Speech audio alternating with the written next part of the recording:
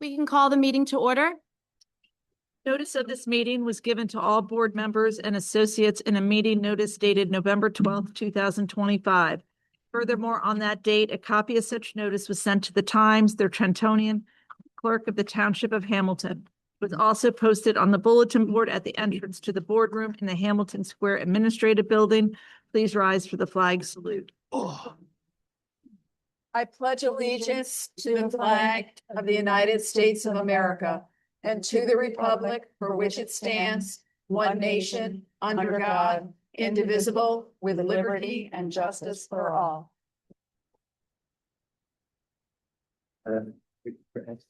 Ms. Atwood, could you do roll call, please? Ms. Harvey? Here. Mr. Kanka? Here. Dr. McSheen? Here. Ms. Soto? Here.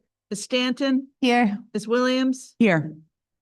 Ms. Byrne? Ms. Byrne will not be here this evening. Dr. Farrar? Here. Ms. Thornton? Here. We have a quorum.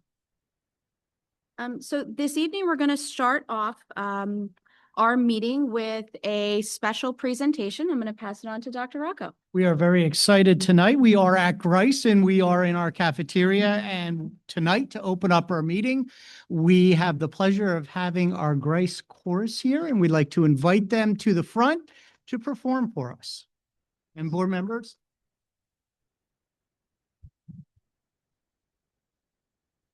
Board members, you may want to move out because I believe they're going to be here facing that way.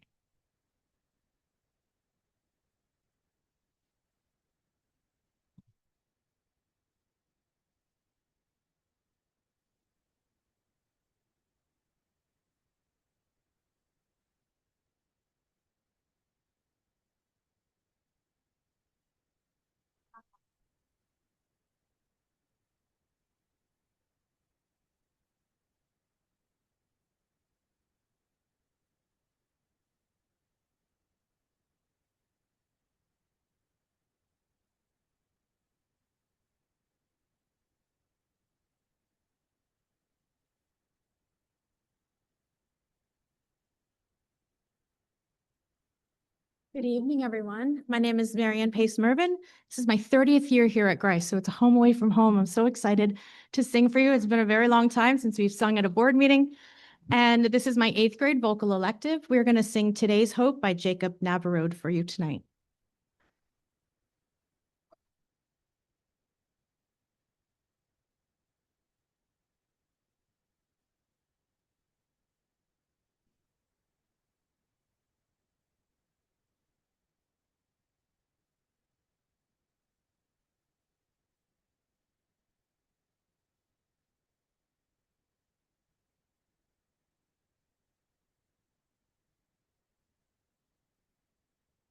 Today's hope is a flickering candle that dwells in a snow-dusted window.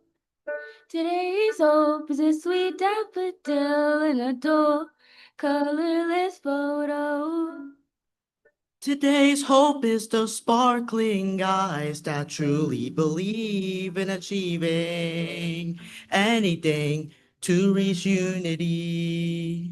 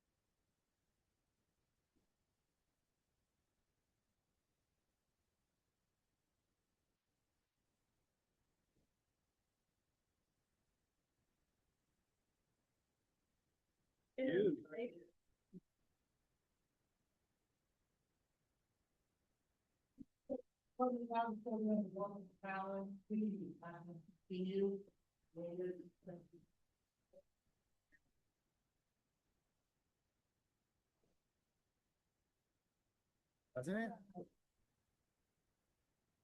Oh, yeah.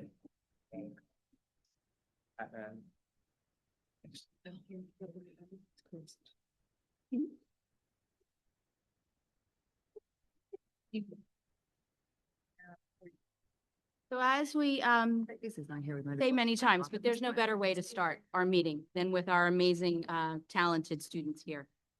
So again, thank you. So at this time, I'm going to ask for a motion to go into executive session. Second. All in favor? Aye. Opposed, abstained, motion passes. Whereas NJSA 10:4-13 requires adoption of the board to go into executive session.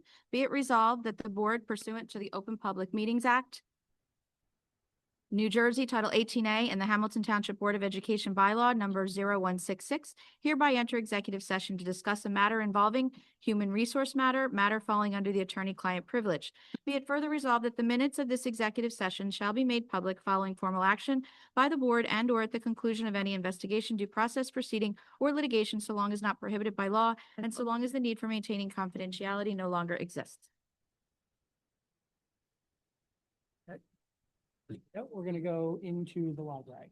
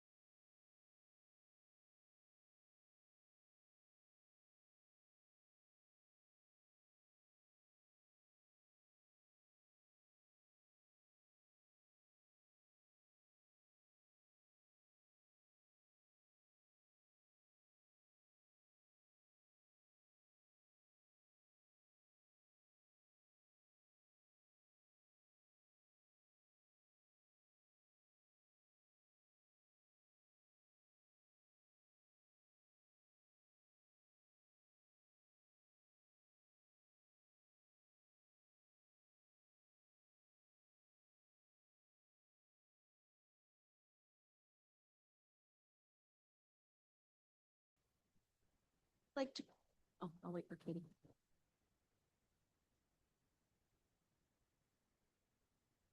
Meeting back to order. And at this time, I'm going to move on to Dr. Rocco for the superintendent's report. Good evening, everybody. I have a couple of updates to remind our public about a few things happening and give you updates on other topics. First of all, we have early dismissal on Wednesday. Those are one session days, and to remind our public, all of our students will be dismissing at earlier than normal time. So the high school at 12:04, middle school at 12:45, and elementary school at 1:15.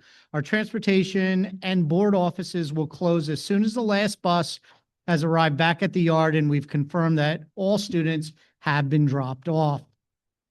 Schools and offices are closed on Thursday and Friday. A community update, which includes a presentation with audio and podcast, will be out tomorrow through our social media feeds and posted on our website. Our 67th annual Thanksgiving Day game between West and Steiner is Thursday starting at 10:30. The game will be at West this year, and there is no admission fee. The game is accepting donations for the Steve Gazdeck Memorial Scholarship Fund. Steve was a longtime educator, coach, and athletic director in Hamilton.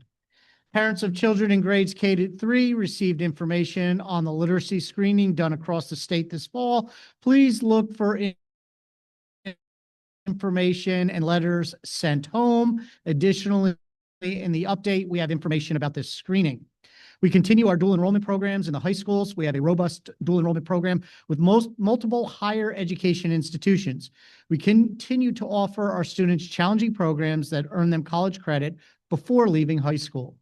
Our fall sports program has ended and winter sports are now participating. I want to wish our winter athletes much success in the season. First marking period for middle school and high school students has ended. Parents, please check your children's grades on PowerSchool and talk to them about the importance of doing well in school. Again, this year, we will run the summer middle school program for students who'd failed 2 or more academic classes. I'm happy to say that between year 1 and year 2, less students were in the program because less students failed 2 or more subjects. Parents, stay in contact with your children's teachers. Even though the students are older in middle school and high school, they still need your support and encouragement in working through school work. And the trimester for elementary students ends on December 4th. Parents, please keep in contact with your children's teachers. This week, we're distributing to all families our visual titled Effectively Communicate with School Officials. This is a project my leadership team has been working diligently on over the last 3 months in developing a visual guide for effective communication with school officials.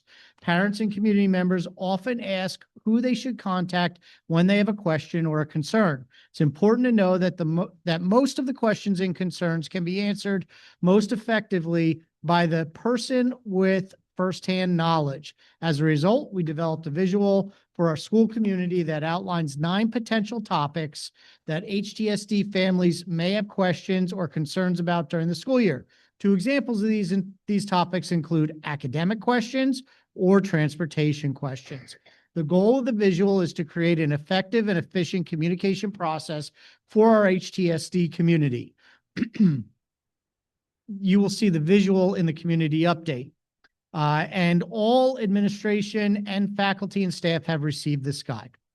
And I know it's getting cold outside and winter is almost here, but we are thinking about summer and summer camp. I'm happy to report that we're currently accepting proposals from our staff for the summer camp 2026.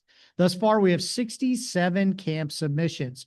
Summer camp will be 4 sessions starting July 6th and ending on July 31st, and it will be held at Crockett Middle School. Parents, you can expect to see information about summer camp coming out in January with registration in February. Tonight, we will also have our annual assessment presentation. In a few minutes, I'll give some opening remarks about that presentation. And finally, I'd like to thank our faculty and staff from across the district for supporting the needs of families in our school community. It was wonderful to see how our schools and members of our district made sure families had supplies for Thanksgiving. With that, I'd like to wish everyone a wonderful Thanksgiving, and I hope you enjoy time with your family and friends. And that concludes my report. Thank you, Dr. Rocco. I'm going to move the agenda around a little bit, and I'm going to move to our student representatives this evening, and I'll start with Steiner, Edris Soto.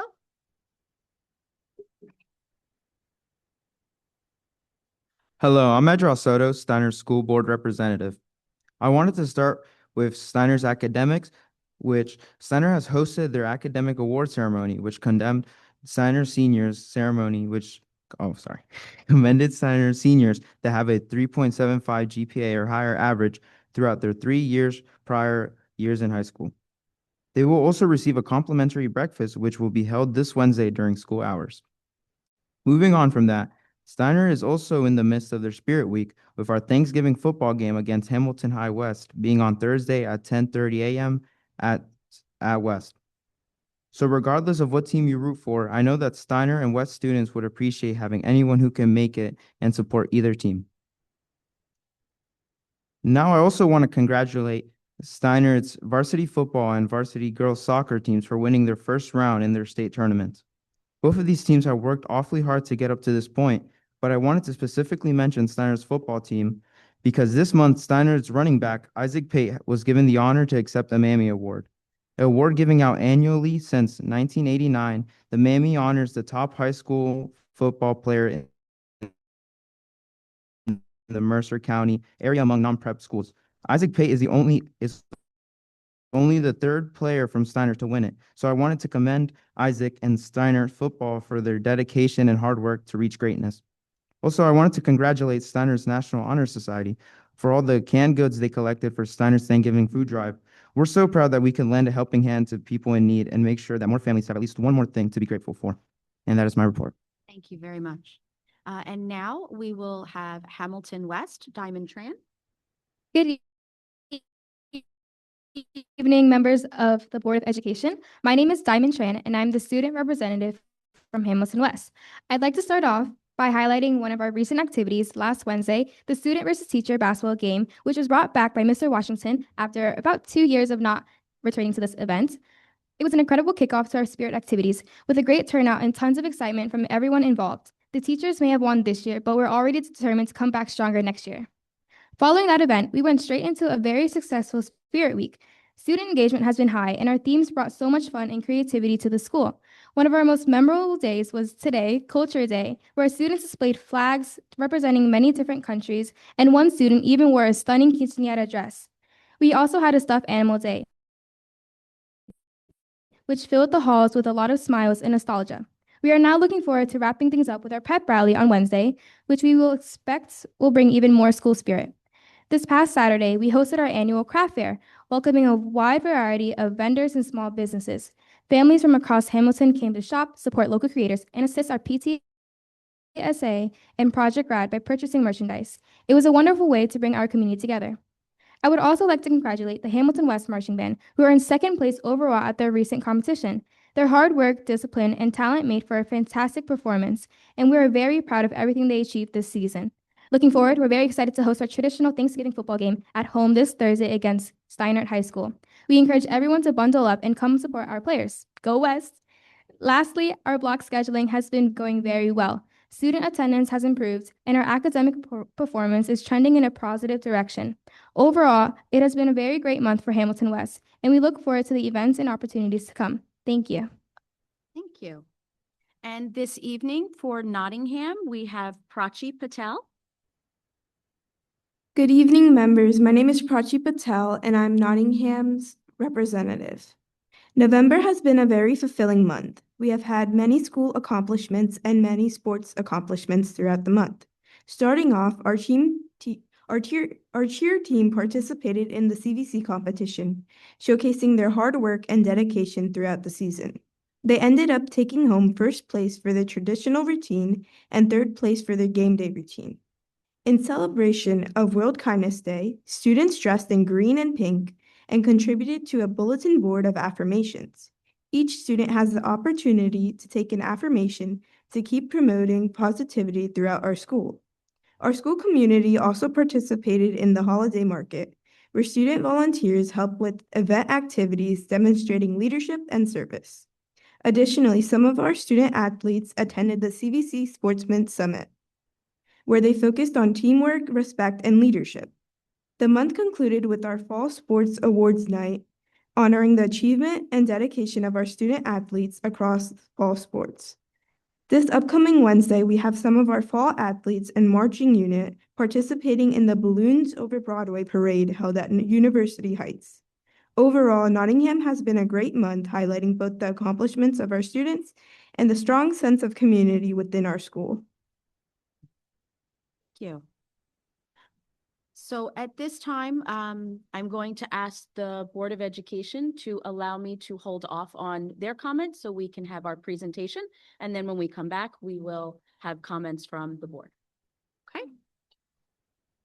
And for our student reps, you are more than welcome to stay, but being that it's a short week at school and I'm sure you guys have lots of work to do, it's also okay to go too. Okay? But you're always welcome to stay.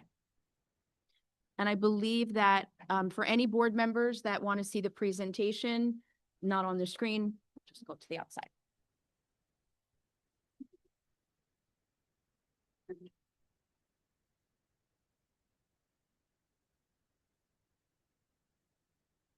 So if you go on. Thank you.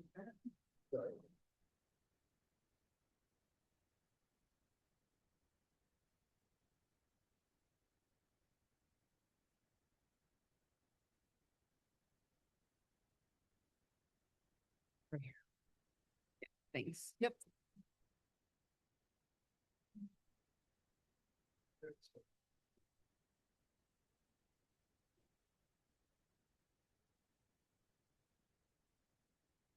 So while the board is being set back up because it got disconnected for a second, I just want to do a little introduction before Mr. Scott and Ms. Audino talk about the data presentation here. I want to acknowledge our supervisors in the audience, so I want to thank you all for being here.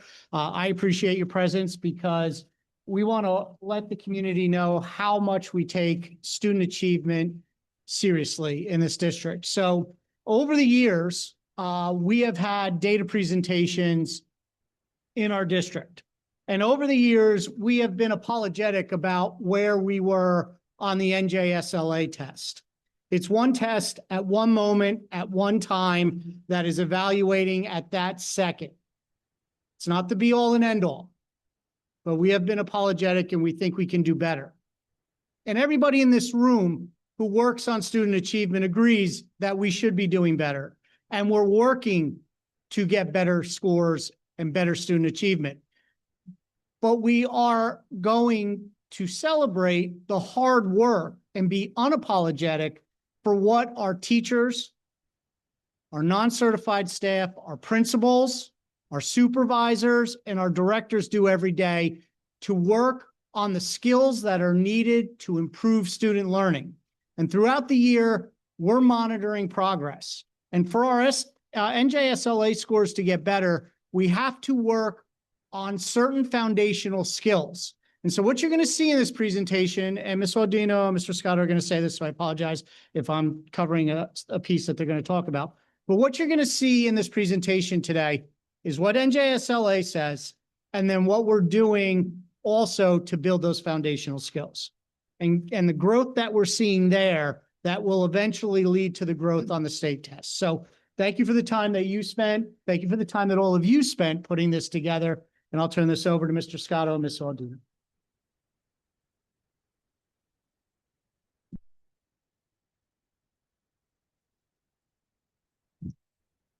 Thank you, Dr. Rocco. Good evening, everyone.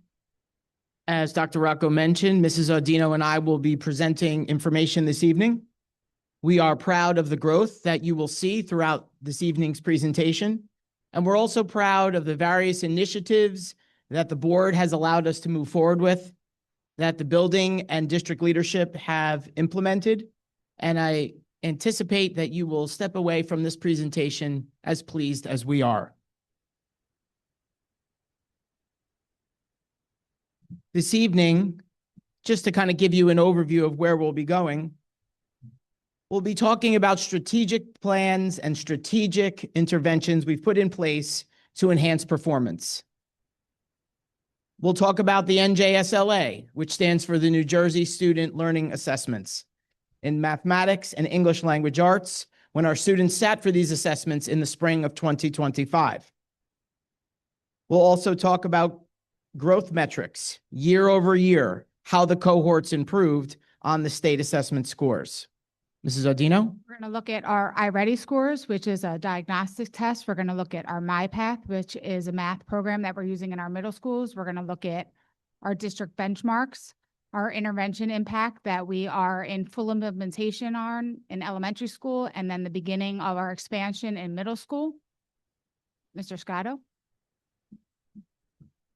We'll also talk about college readiness and the assessments that our students take, such as PSAT and advanced placement. And we'll also take a look at special populations, such as assessments for multi-language learners and a small percentage of special education students called dynamic learning maps.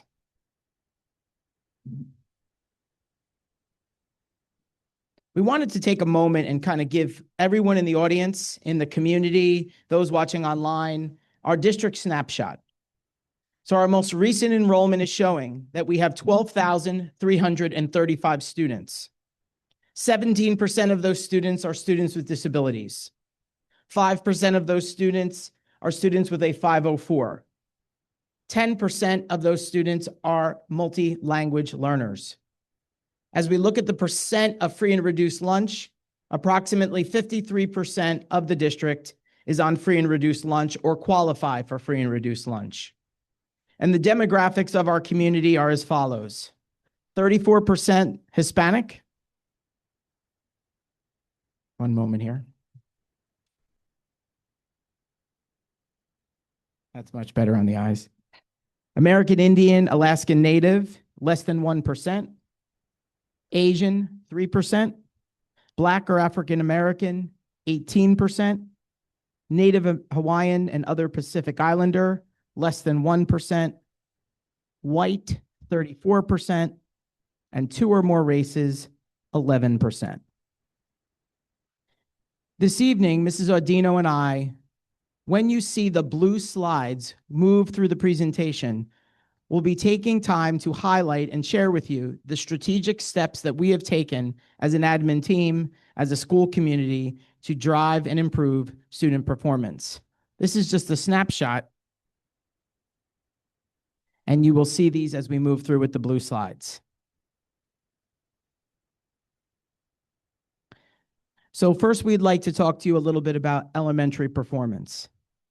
Of course, we will talk to you about focus on foundational growth in mathematics and English language arts, because these are our youngest learners. We often refer to them as the base of the tree.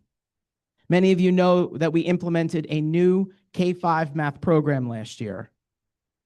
We've had Jump Start to kindergarten. We just completed that at the end of the summer.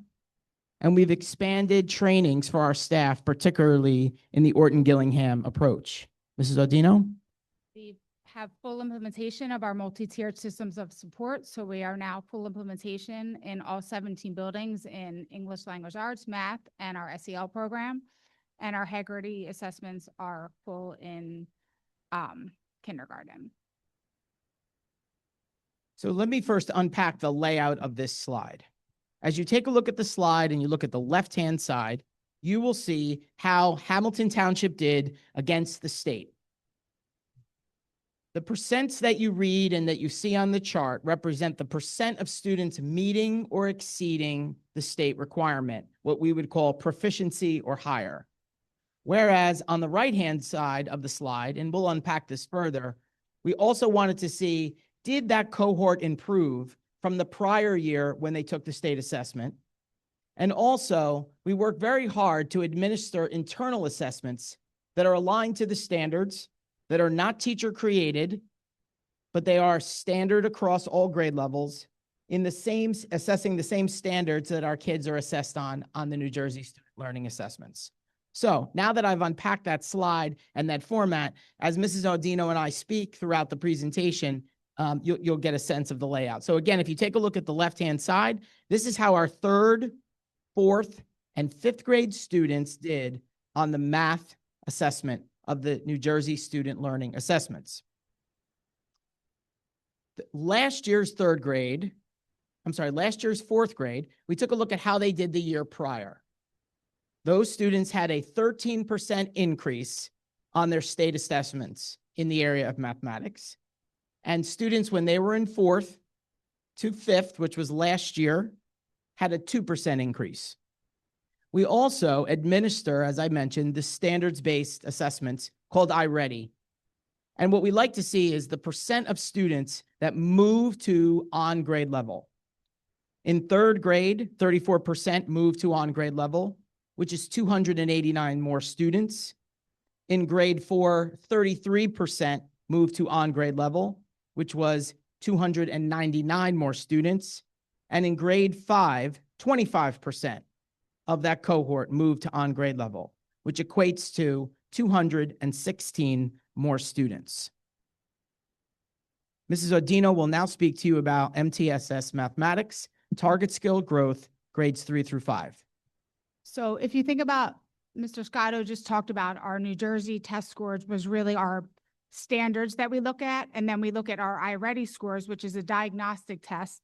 And then now we're going to talk about MTSS. We talk about MTSS, we think about a focused district-wide supports. We look at targeted specific skills and we look at what students are missing.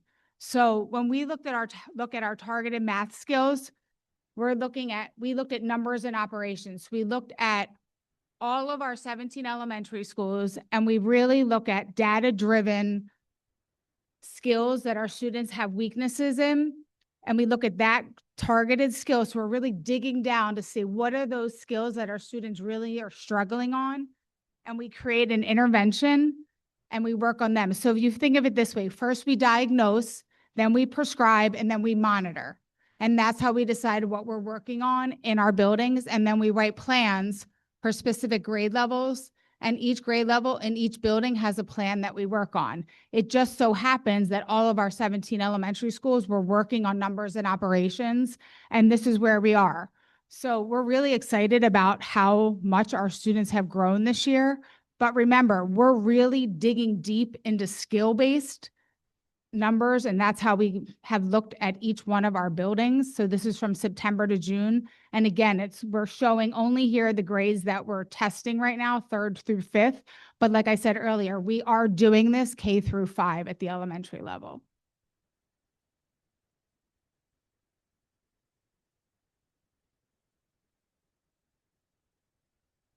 The next area that I'd like to talk to you about is grades 3 through 5 English Language Arts.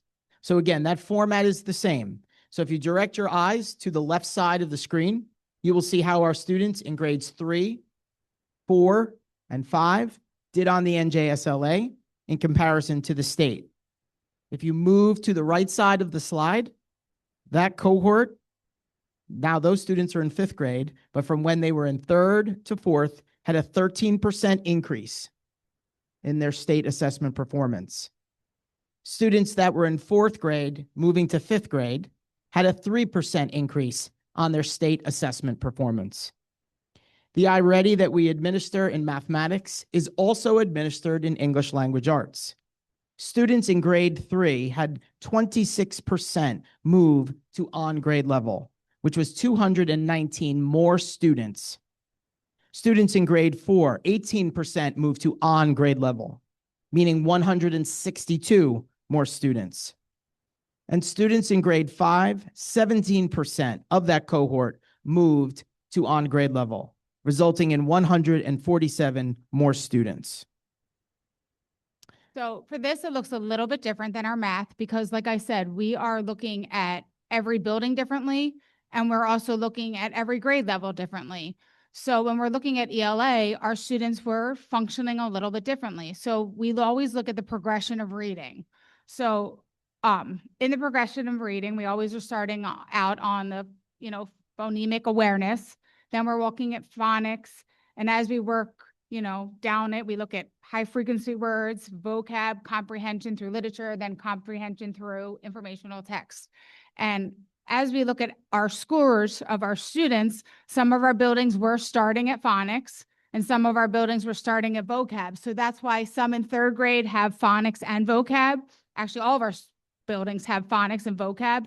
So that's why you can see the variation of some of them started at phonics and then went to vocab. And that's why it's so exciting that our buildings are all moving in the right direction. And we want them to move through the vocab stage. And if you look, every year we're looking at we want about a 20% growth is what we're looking at over a year's time. And if you look, every building made that in the first part that they started with. So, we're really moving in the right direction in all the places that we're working, and we are really targeting the skills. So if we don't target these foundation skills that we're working on, we're not going to make the movement in the other places that we're looking at. If I could create a picture in your mind of what Mrs. Odino just talked about, think about an inverted triangle and the widest part of the triangle being the state assessment scores. And then the middle part of the triangle, us drilling down even further by using the iReady assessments. And then even more narrow within that triangle, now taking a look at a specific skill. So drilling down to specific skills with specific students in specific schools is how you then sort of strengthen the base of the tree. And then perhaps with all of the interventions we are putting in place, then strengthening also the performance on state assessments. And I just should clarify that this is only tier 1 data that we're showing. I'm not showing any tier 2 or 3 data. This is just a snapshot of some of the strategic instructional enhancements that are in action. You could see in one of our pictures here, a group of academic interventionists coming together for professional development. On the bottom picture, kids that are super excited about our First in Math program. At the top, a celebration that has taken place as a result of First in Math. And addressing phonics and helping students understand letters and sounds that they make so they can then decode words, comprehend what those words mean, and put them into sentences and to paragraphs. And again, if I had many slides, they would be filled with pictures, but we just wanted to kind of snapshot some of the things that are going on as to why we feel we are seeing this growth. So the next section we will talk to you about is middle school. So I'll have Mrs. Odino first speak about MTSS expansion. So we did move into the middle school last year. We started with 6th grade ELA in the beginning of last year. So that's what we're going to represent in this slideshow. By January, we did start to move into ELA for 7th and 8th grade. But we don't have those numbers because we did not do a full year of that. But we're pretty excited of what we saw so far. And then moving forward, this year we are full for 6th grade, 7th grade, and 8th grade for ELA. As Dr. Rocco mentioned in his opening presentation, we just completed our 2nd year of summer school, where students that did not pass courses were required to come in and receive academic intervention and remediation in the areas of mathematics and English language arts. We also built in social emotional learning and team building activities, and it resulted in a culminating project where students had to create a product and they had to work together and they had to apply critical thinking skills.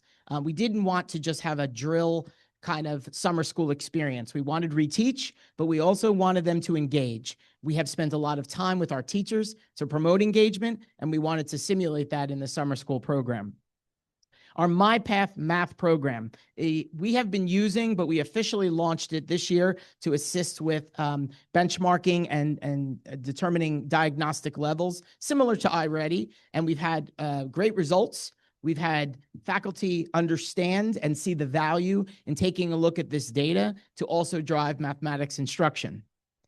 We also have restructured some of our ESL services. So some of our students may be receiving what would be considered a double dose of ESL services. We have some students that the ESL teacher serves as the ELA teacher. We have some cohorts of students that have a push-in model going on. So we've taken a close look at what our Ls need, our multi-language learners need, particularly at the secondary level, to help support them. This format is the same as what you've been seeing. On the left-hand side, you will see how students in grade 6, 7, and 8th grade did in mathematics in Hamilton Township compared to the state. On the right hand of the PowerPoint presentation, you will see, did the cohort grow on state assessments from the prior year? And the answer is yes. Students from 5th to 6th had a 3% increase. Students from 6th to 7 had a 4% increase. And students from grades 7 to 8 had a 3% increase. Now, I want to bring your attention to the bottom right of the slide. This is slightly different than iReady because this is year one of administering the MyPath diagnostics. And what we wanted to do is, as we often talk about, is think of this as blood work. And what is the blood work telling us? And what do we need to do? So think of this as baseline blood work, in this case, baseline information in mathematics.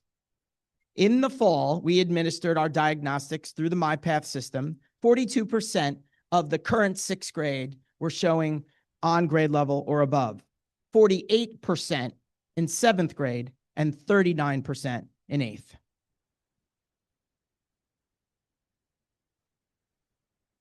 You will see that I have the next slide because, as Mrs. Audino mentioned, we are in the process of expanding out the multi-tiered systems of support. So the data that we are reporting today will go up to and including grade 6. English language arts, grade 6, grade 7, and grade 8. This represents the percent of students meeting or exceeding in Hamilton Township against the state. On the right-hand side, you can see that the students that went from 6th grade to 7th grade that were tested last year had a 5% increase. In 7th to 8th, had a 6% increase. We still administer iReady in middle school.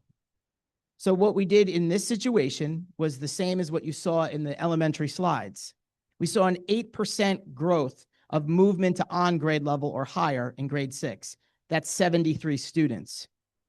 8% moving to on grade level in 7th grade. That's 69 more students. And 12% moving to on grade level in 8th grade. That's 111 more students.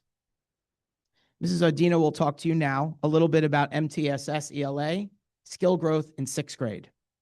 So if we look at this, it is, again, we did make that 20% growth that we had talked about over time for our 6th graders. And again, we started at 31% and we went to the 44.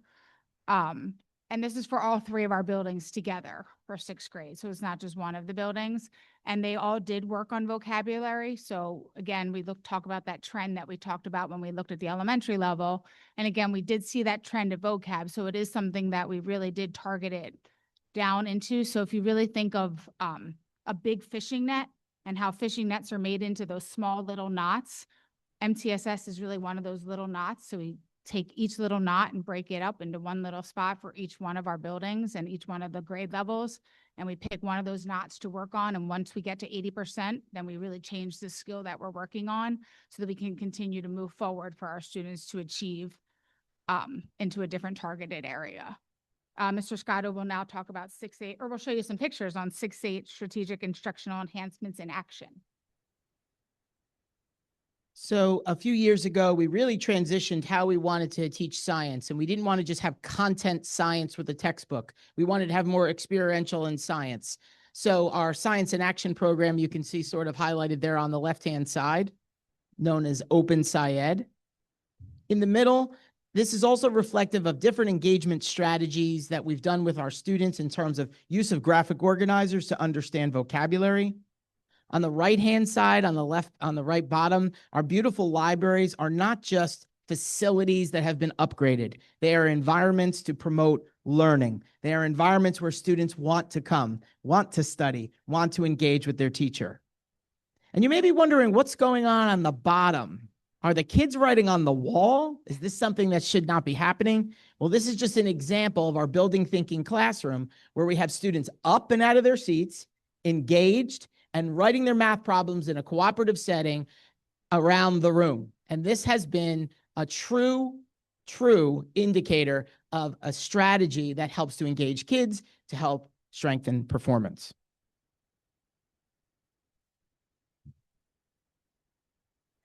Okay, so let's talk a little bit about high school now. I will highlight some of our college readiness and advanced proficiency. Block scheduling, and I really want to thank our students, but they just left. Hopefully they're home doing their homework or studying. For 2 months in a row, our students have come to the board meeting and talked about how the block schedule has been a plus, how the block schedule has been something that they enjoy, that how the block schedule is an opportunity for them to breathe a little bit in the classroom, further engage with their teacher. We heard from one of our student reps this evening. They feel that's even positively impacting attendance. Common exams is another area that we will be implementing this year. And you may be wondering, well, how does that impact performance? Well, it actually helps to further secure the curricular adequacy and consistency and rollout of our curricular programs across all 3 high schools. Our Alex Math program, which has really taken on with such excitement, where we can individualize, we can strengthen in the general education and the special education classroom, the opportunity for students to build confidence, fluency, automaticity, and where they need to focus at their level. Dual enrollment has been an outstanding opportunity for our students to help with college readiness and advanced proficiency.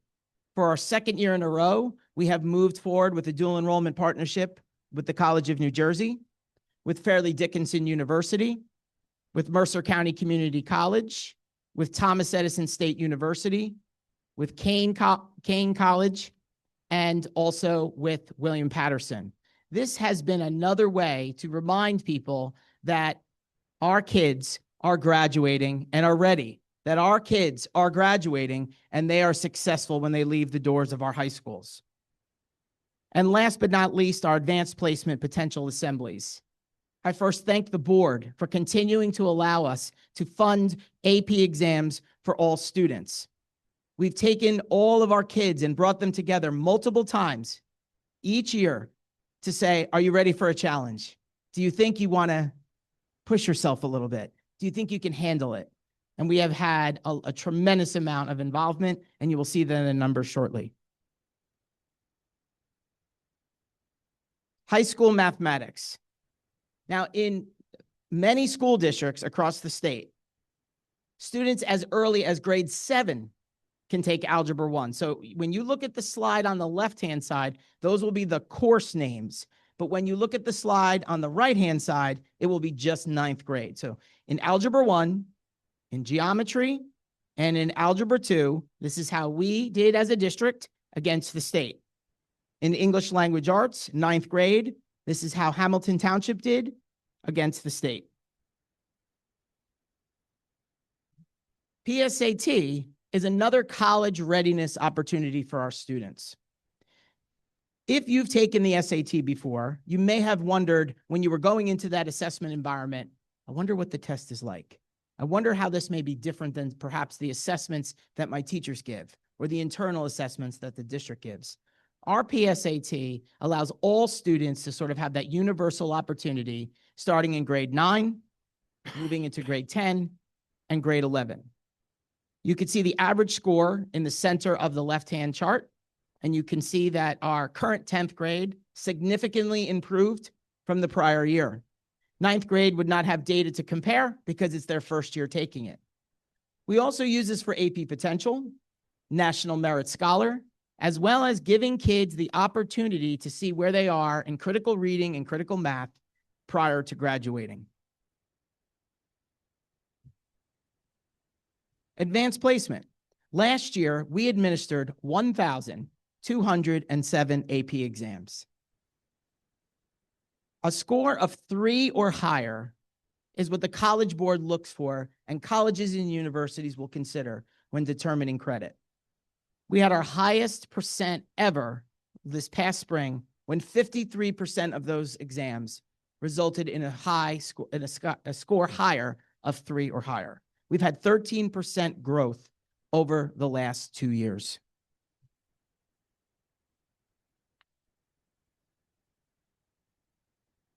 In New Jersey, students that are receiving ESL services, English as a second language, are also required to sit for what's called the access testing.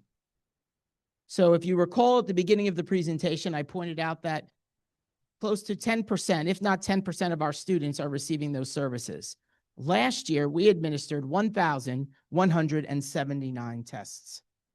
Prior year, to the last year, you can see that there was an increase at every single grade level. Some increases may be higher than others, and those factors could be student has been with us longer. If it's lower, it could be student just moved into the district, just moved into the country, just moved into the area. But we were happy to see that all of our students showed a % increase or higher from the prior year. Mrs. Audino will now talk to you about DLM.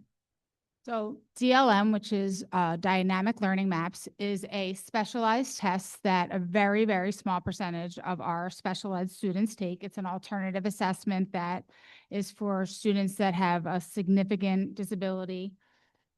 So as you can see in 23-24, 121 of our students tested, and then last year only 120 of our students used this test. When it says at target, that means prior to the 23-24, our students were already at target. We grew 10%, and then last year over target, another 19% grew. So we were already at target. So these are the growth above target that we're showing. So our math really grew last year, a 33% over where we were in the advanced target areas. And then math, we grew another 25%, or ELA, I'm sorry, we grew another 25%. So our students are doing fairly well, but again, this is really a very, very small population of our students. Some more pictures to share. So I hope the screen doesn't give out on this one because this is probably one of my favorite slides. You know, if you're not familiar. What did you say? And the slide just gave out. Okay. Well, as teachers, we can monitor and adjust on the fly, right? So one of the pictures that is in the slideshow, I think is such a great example of our teachers don't have about 38 and a half minutes anymore to teach in the high school. Because if you've ever been in a classroom before or been a classroom teacher, a 40-minute period is never really a 40-minute period because kids need time to travel. Kids need time to get into the classroom. Teachers need time to get them settled. And before you know it, the lesson is almost over and they're walking out the door. The block schedule has actually allowed us to have greater seat time within that period. And so some of these activities, oh, they're back on the screen, are things that teachers have always wanted to do, but within the block they can do. So whether it be going outside and using chalk to demonstrate something that they're learning in psychology, or of course, I'm a little hungry when I look at this picture, but this was something that was done in AP biology. Also, we continue to make sure that all students have the opportunities to have college and career readiness. Just an example of a college fair that we have in our high schools where kids can speak with representatives about post-school planning. Elementary teachers get very excited about competition. Middle school teachers get excited about competition. But when you have a picture of high school math teachers that have decided they're going to have some healthy competition in their math classes with the ALEX program, like you can see on the top right, where they have set up charts, they set up some races, they've set up some incentives, it gets people excited. Those are ways that growth happens. Those are ways that kids begin to improve. When you saw those kids writing on the wall, they weren't writing on the wall. They were writing on dry erase boards. And that was an example of teachers voluntarily wanting to participate in the building thinking classroom. That's the copy of the book that you see on the bottom left. Our faculty not only participate in the PD that we set up for them, but they will also ask to participate in things in a voluntary way. This is just one example of this became so contagious in an instructional way that teachers wanted to do it. And kids are enjoying being engaged. In the middle, you see students kind of sitting at a conference room table, wondering what's going on there. That happens during the activity period now at the blocks, during the block schedule, where kids may have not had time in the past to sit, to discuss, to fill out applications, or have a conversation with a school counselor. Hands-on opportunities in the bottom right can increase during the block schedule, where kids can not only learn the content, but begin to own the content. And that is just a little bit of a snapshot that Mrs. Audino and I wanted to share with all of you. So, Dr. Rocco told you we want to create a story. We want to create a narrative of what we're doing and how we're doing, right? So take a look at these pictures and follow me across the slide, right? MTSS expansion, where we are personalizing student support and giving them what they need. Adopting new curriculum, implementing new curriculum, training teachers in new curriculum and having better materials. providing tutoring, whether it be through an outside consultant or on a one-on-one or before or after school or during an activity period. And the professional learning are just 4 examples of the drivers of academic growth and future success that we are very pleased with.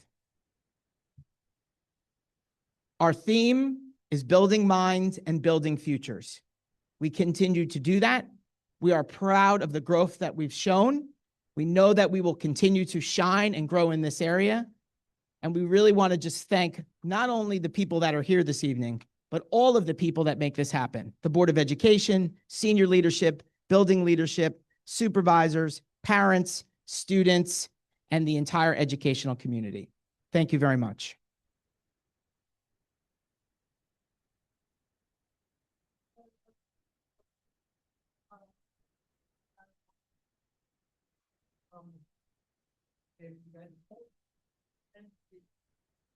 That our board members.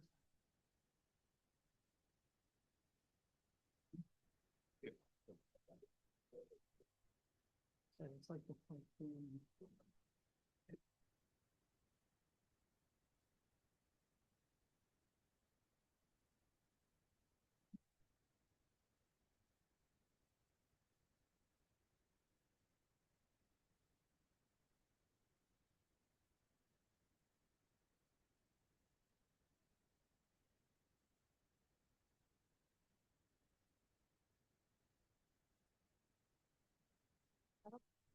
So I would like to, again, thank you, Mr. Scotto. Ms. Saudino, thank you so much for this presentation. Thank you to all of our supervisors, our staff, and our administration. This is a team effort. So thank you, everyone.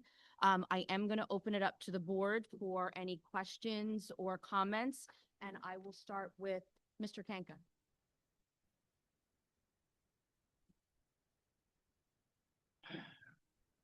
First, I would like to thank the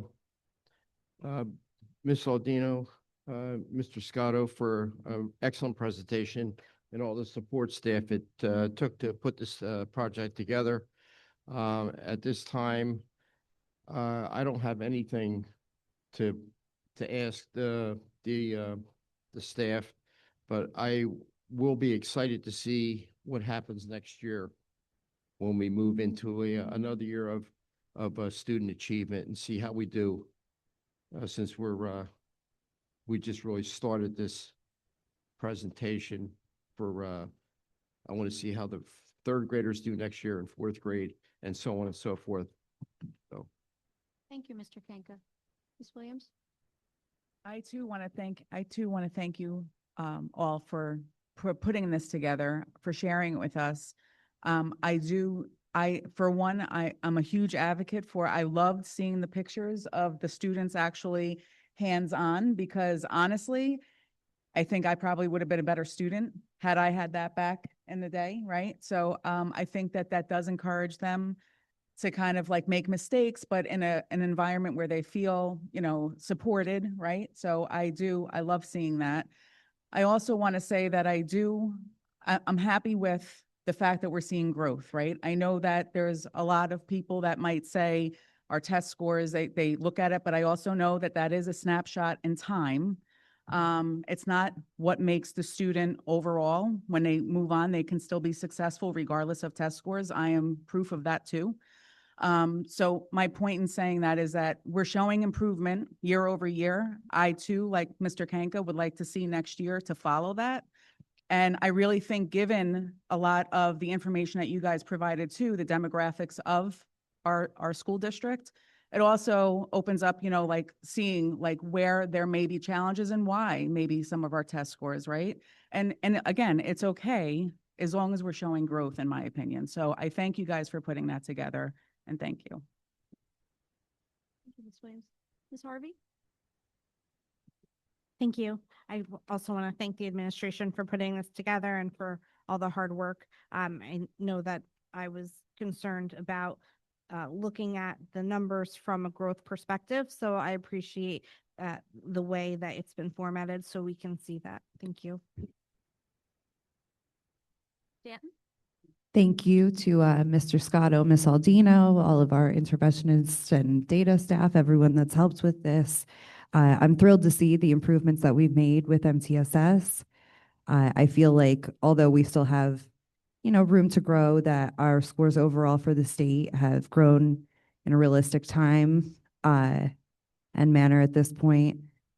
And I'm really excited to see also the improvements that have come with our block scheduling, the opportunities for our students to really work hands-on, like Mrs. Williams said, our teachers to have a little bit more time to work and be in depth with the students. So it seems like everything that the people in all 24 buildings are doing is paying off. So thank you all. Thank you, Ms. Stanton. Dr. Ferrara? I too want to thank Mr. Scotto and Ms. Audino and everybody who was in our committee meeting, because Ms. Stanton and I were kind of the two people who are educators on the board who have, degrees in education. And we were kind of tough on them that night. We asked a lot of questions. We asked a lot of, can't we look at it this way? What does this mean? How many kids are we talking about? And I really appreciate that you listened to us. And the presentation was great. And I too love seeing the pictures of kids like actively engaged. And I knew that block scheduling was going to be a hit, because you know how many times I talked from my seat about just having the ability to teach in a block schedule is so much fun. So I do want to shout out to Grice since we're here, because they really did, and you can help me, Mr. Scotto, they really kind of did a great job in geometry and algebra. Were those the two? Geometry, yes. Yeah. And so, and you know what? Dr. Rocco and I were at the Gladiator Cafe on Friday, and when he pulled out his phone, one of the students, and Mr. Scales was with us too, he pulled out his phone and Daniela came up and went, "No cell." And that everybody had. So I think that's kind of our next path to talk about is I think Royce has done a great job with controlling cell phones. And I think the research is showing and the studies are showing that cell phones are great, but we need to get kids refocused on other kinds of skills. And I'm thrilled with the presentation. It was great. Thank you so much. Thank you, Dr. Farrar. Ms. Soto? Thank you. Thank you, Mr. Scotto, Ms. Aldino, and support staff for all your hard work on this presentation. I know I've mentioned it to a lot of my colleagues around the table, how my daughter graduated last year, and she keeps hearing from her friends that are still in the district about all these amazing changes that are happening and why it couldn't happen when I was there, and it's not fair. And I'm like, progress is great, even if it didn't happen in your time. But now I'm looking at these pictures of the kids. And, just to piggyback off of what Ms. Stanton had said about block scheduling, allowing for students to really have that time to converse and discuss material and talk with faculty and administrators differently. I'm sitting here as a parent, like, why wasn't that in place for my kid? Because she would have benefited so much from that. So I love seeing constant evaluation and improvement on things that we can do and offer our students in the district. I know I was a little bit of an MTSS hater in the beginning, I'm not gonna lie, because it's one of those, you got to give it a chance for it to work. It takes time. So the results aren't there immediately. So I'm really happy to see, the positive results, and I look forward to seeing them just continue next year. Thank you. Thank you, Ms. Soto. Dr. McSheen. Yeah, just of course want to echo what I've heard from the rest of the board. Really appreciate the work you did. I know our committee meeting was also full of questions and ideas, and you probably came back with 30 things you could have added to the presentation. But you made it what it was, and I think it was really helpful for us to hear as a group. I do have a few questions, and hopefully they're something we can chat about. So, Ms. Aldino, you did mention that, I believe this is in your elementary piece. Yeah, that would make sense. That you're aiming for 20% growth. Is there some kind of rationale behind the 20% in particular, or is that just kind of a what you aim for in general? We aim for that because that really shows that they're being successful in the skill and they've mastered it.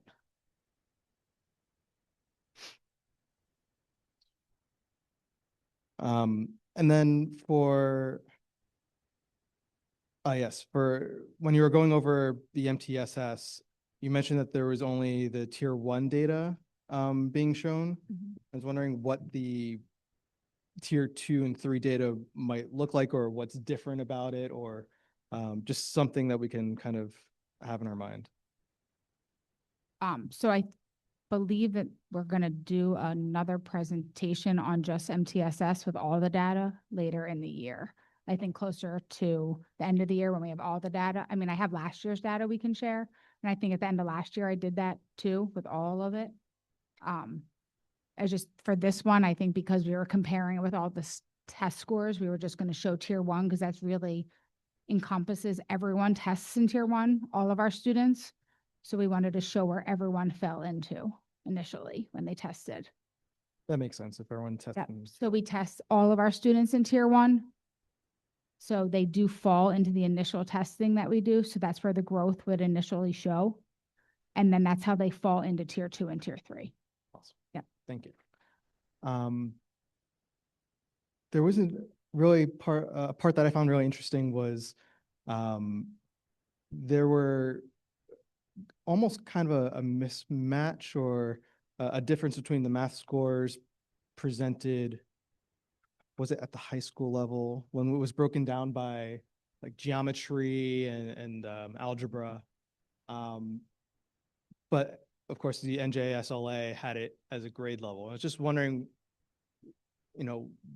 what the differences were that would cause kind of the breakdown. Because it looked like the students who were in geometry were doing very well on the proficiency. Now, is it because at a certain level, those are the students who are taking the class and they are expected to do better in that subject versus ones who are not in that class? Or So I think what you're referring to is why did one side say course and why did the other side say grade? So I'll answer that first. High school content can be taught in a middle school setting in mathematics. So we think of the multiple lanes on a highway kind of feeding into 3 lanes. So we could have students that are coming in as early as 7th grade taking Algebra 1, or 8th grade taking Algebra 1, or our largest number of students, which would be our 9th graders taking Algebra 1. So all 3 grade levels would have to take the high school content exam. In 9th grade, where you see ELA, that is just a 9th grade English language arts test. So New Jersey, of course, always does things in a very unique way, right? So we have 8th grade ELA, 7th grade, 6th grade, and we also have 9th grade. And then it stops, whereas high school content can run concurrently. So you could be a student in 6th grade mathematics. I could be a student in 7th grade mathematics. Mr. Kanka could be a student in 8th grade mathematics. Or you may be in pre-algebra. Your colleague to your right may be in algebra, and your colleague over to the right twice could be in geometry. So we have different lanes intersecting at the same time. We are required to take how those students do in middle school and high school and report them in a summative way against the state. Geometry and algebra, we tend to be higher in geometry and algebra too. But this year, we were actually over the state average, which was great. That was why we got the phone call about Grace doing so well on high school content in a middle school setting. We've also made a lot of changes in high school content. We have more subject matter specialized teachers teaching high school mathematics in a middle school setting. Our middle school students use the same high school curriculum as our high school students do. We use the same textbook. So I think that has also strengthened after Algebra 1 why our kids continue to do well. That's great. Thank you so much. I have one last question. Okay, so the math scores that we saw for the elementary level, Ms. Aldino, I think you or Mr. Scotto, one of you kind of recognized that each of the buildings were focusing on a certain domain of math. Number sense and operations. Yeah, okay, great. Now, do we see that the buildings would continue, or do you predict that the buildings would continue to kind of focus on that, or are they going to move on and then maybe next year we talk about a different subject?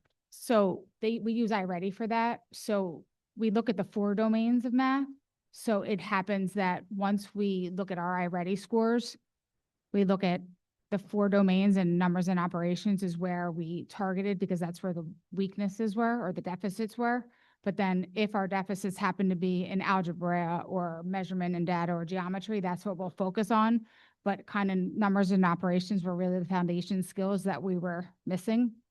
So that's where we start. We really look at the foundational skills that we need to work on first, and that we build from there.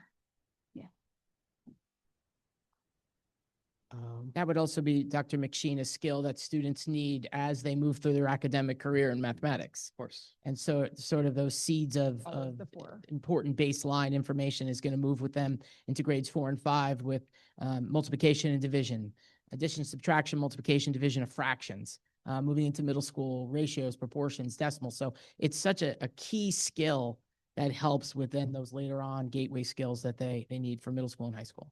Yeah, no, that's great to hear. And I think it seems to me that it would be a healthy sign to see that the domain of interest or necessity would kind of vary across the schools over time. And that would hopefully show that there's, we're building progress in this field and being able to kind of get further down. But remember, we started with ELA, so we're seeing more change in ELA because we started that first.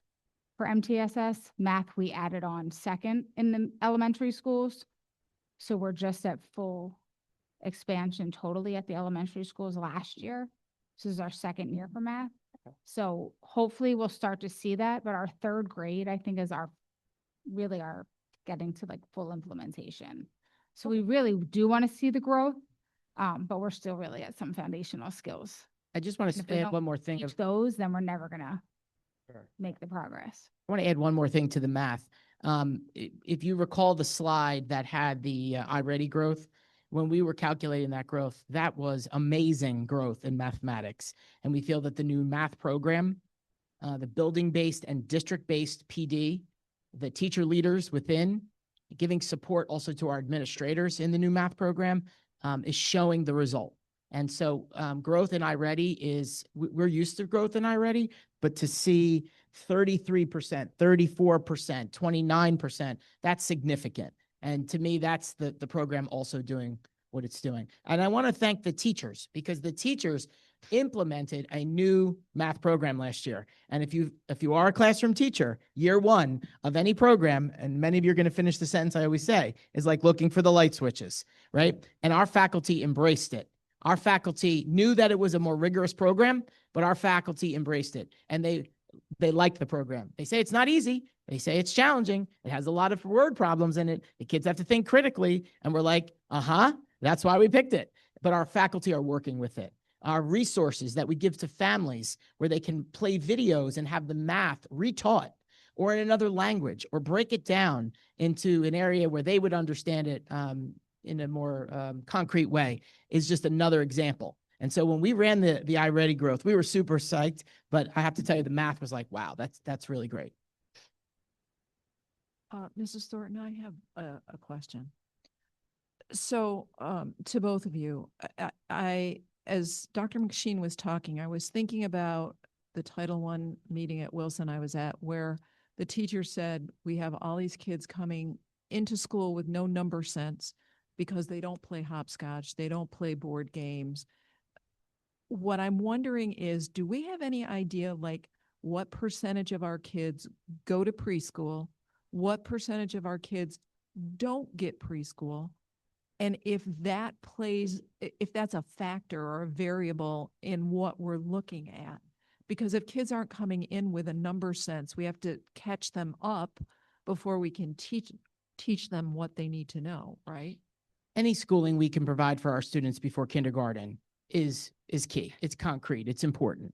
In all of my years in education, giving kids the opportunity to begin to learn a little earlier on, developmentally appropriate, of course, is key. I don't have those numbers in front of me, but I would say a guesstimate could be 1/3 of incoming kindergarten students attended pre-K. Another third may, and again, these are guesstimates, could have attended some type of a daycare preschool program. And then 1/3 may have not attended at all. And so, the kindergarten teachers are having students come in that are at different levels. And so this is where small group is important. This is where tiered interventions are important. This is where all hands on deck and small group instruction is super important. As I've studied the preschool learning standards, they're called expectations over the last many, many years. Math is built into that. Literacy is built into that, but also centers, dramatic play, socialization. And those are all things that we tried to somewhat simulate in our Jumpstart to Kindergarten program, but that was only 4 days. But I can tell you, as we've walked into buildings and we have asked teachers and principals, how's kindergarten this year? And we're getting responses much better. Kids came in understanding routines. I think about how powerful that would be if we could do that more than 4 days in the summer. So I hope that answers your question, to at least give you a little insight. Dr. Farrar, I'd also remind the board and the community that we not only did the Jumpstart to K, but we revamped the kindergarten schedule and the timing and what we were doing with students from the beginning of the year, built by our kindergarten teachers with the help of our supervisors and our directors because of what we weren't seeing. And also, as I remind the board and the community, why we were pushing for a preschool and why we will continue to push for a preschool in this district so that we can get our youngest children educated here so they are ready to go into kindergarten and first grade and second grade. Because the guesstimate that Mr. Scotto gives of 1/3, I bet it's higher than that don't attend preschool in our town, which is, as they've said, a building block that we need. Ms. Thornton, I have. Any other questions? Just a last comment, just really quickly. I want to thank you both and the rest of the team for explaining the dynamic learning maps and just acknowledging that, not every student's able to take a certain type of assessment, but really still working to follow data on the students who don't have that ability necessarily, but are still students of ours that we need to help along the way. So really appreciate that. Thank you. Thank you. Thank you, Dr. Machine. I believe Mrs. Williams, did you have another question? So I just have one question. Is there anything that we can do together as a district to help those students who are multi-language learners, or, like as far as testing with translation, help like that, especially at a younger age where they're just coming in and maybe not, is that something that maybe is hurting them in their test scores? Is there something we can do together to try to help that? I think the first thing that comes to mind, and this is the teacher and me saying this and the parent, is first to celebrate the diversity of our students. That's the first thing that must happen. And then and continue to happen. The second thing is recognizing where they are and where they can go. And so if you've ever worked with a multi-language learner student, they're sponges. They want to learn. And we continue. So I would say, as a board, continue to support us as we come to you with things that we need. As a community, to celebrate the diversity and recognize that every student in this district needs to learn, deserves to learn. It's someone's child. It's someone's grandchild. It's someone's neighbor. To support families and to say, hey, did you know that in Hamilton Township, I think about when Mrs. Griffith and I ran a presentation for families last year, just for multi-language learners. They were so appreciative. They were so proud. They were so thankful. And so I would just say to continue. Thank you for letting me share my passion on that too. Thank you. And thank you again. So I think it's very important throughout this presentation, we really did see and to recognize that there are multiple ways to assess our students. And we kept hearing growth, and growth is the key because we build on that. And again, I want to thank you all very much. I'm looking forward to seeing the continued growth in our students. And as we work with that data, to provide more programs or resources for them so that they can continue to have that growth. And I thank everyone very much. And if there's no other questions from the board, Okay, so thank you again. Mrs. Thornton, we will make sure that this is placed on the district website for the public to see as well. Thank you. Thank you both. Okay, so as I had said before, we're going to move back to the Board of Education. I thank you all for allowing us to move around the agenda so that we could have the presentation. And Dr. McSheen, I'm going to start with you. Any board comments? No comments right now. Thank you. Appreciate it. Ms. Soto? I just want to wish everyone, so don't forget to do it later, happy Thanksgiving, and look forward to going to the football game on Thursday. Dr. Ferrara? Once again, this community has come forward with turkeys from everywhere. And it's so comforting to know that all you have to do is say, hey, could you help? And somebody's right there. I got an email, hey, I've got a turkey, where can it go? Mercer Street Friends helped out in the local communities. Someone gave Klockner Elementary School 100 turkeys. Oh. Yeah. And a couple of people reached out to me and said, all we need is 3 more. So, you know, it's very heartening, and it's just very great to see. And I'm very thankful for everybody who stepped up. De Paula Turkey Farm, again, 5 turkeys to every single school in this district every single year. And I hope everyone has a happy Thanksgiving. Thank you, Dr. Ferrara. Ms. Stanton?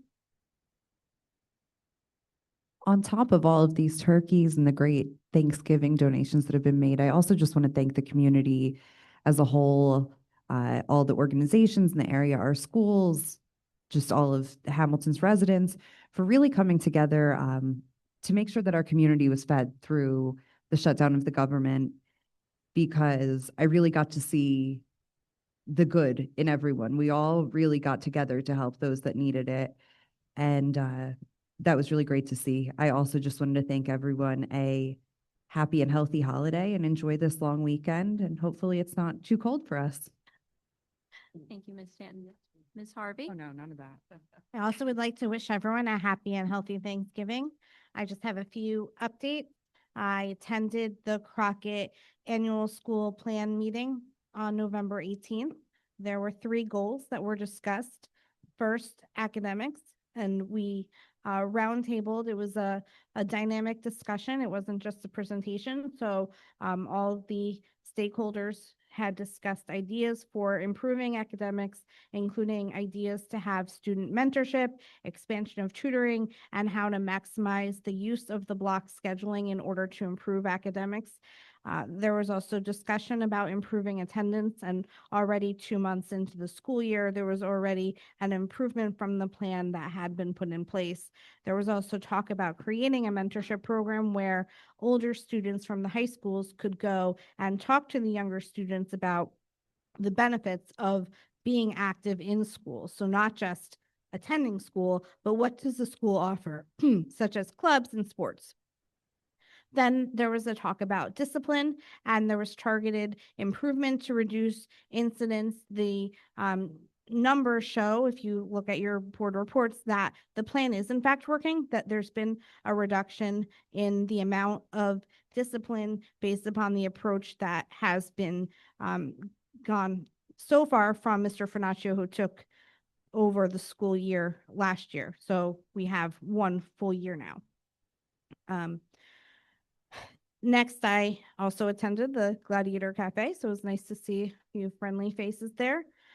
Tomorrow, I'm looking forward to, again, going back to Crockett, where they've invited all of the board members to help make sandwiches for task. Their student government is making 1,000 lunches. They relied upon donations from the school, and they actually had a competition among the different homerooms in order to see who could bring in the most amount of donations to create the box lunches. And then tomorrow we will assemble them, followed by an environmental tree planting ceremony where the Hamilton Township Shade Commission, which is actually on your agenda, donated a tree for the new garden that we actually approved 2 meetings ago. And I'm also looking forward to attending the annual MD program Thanksgiving event tomorrow at Hamilton West. I know I normally run into a few board members there. It's always a fun time. And then I'd also like to share with the community a new fundraiser. A lot of schools do the dine outs. Well, the 3 middle school PTAs have gotten together and are doing a joint dine out, which is a battle of the middle schools.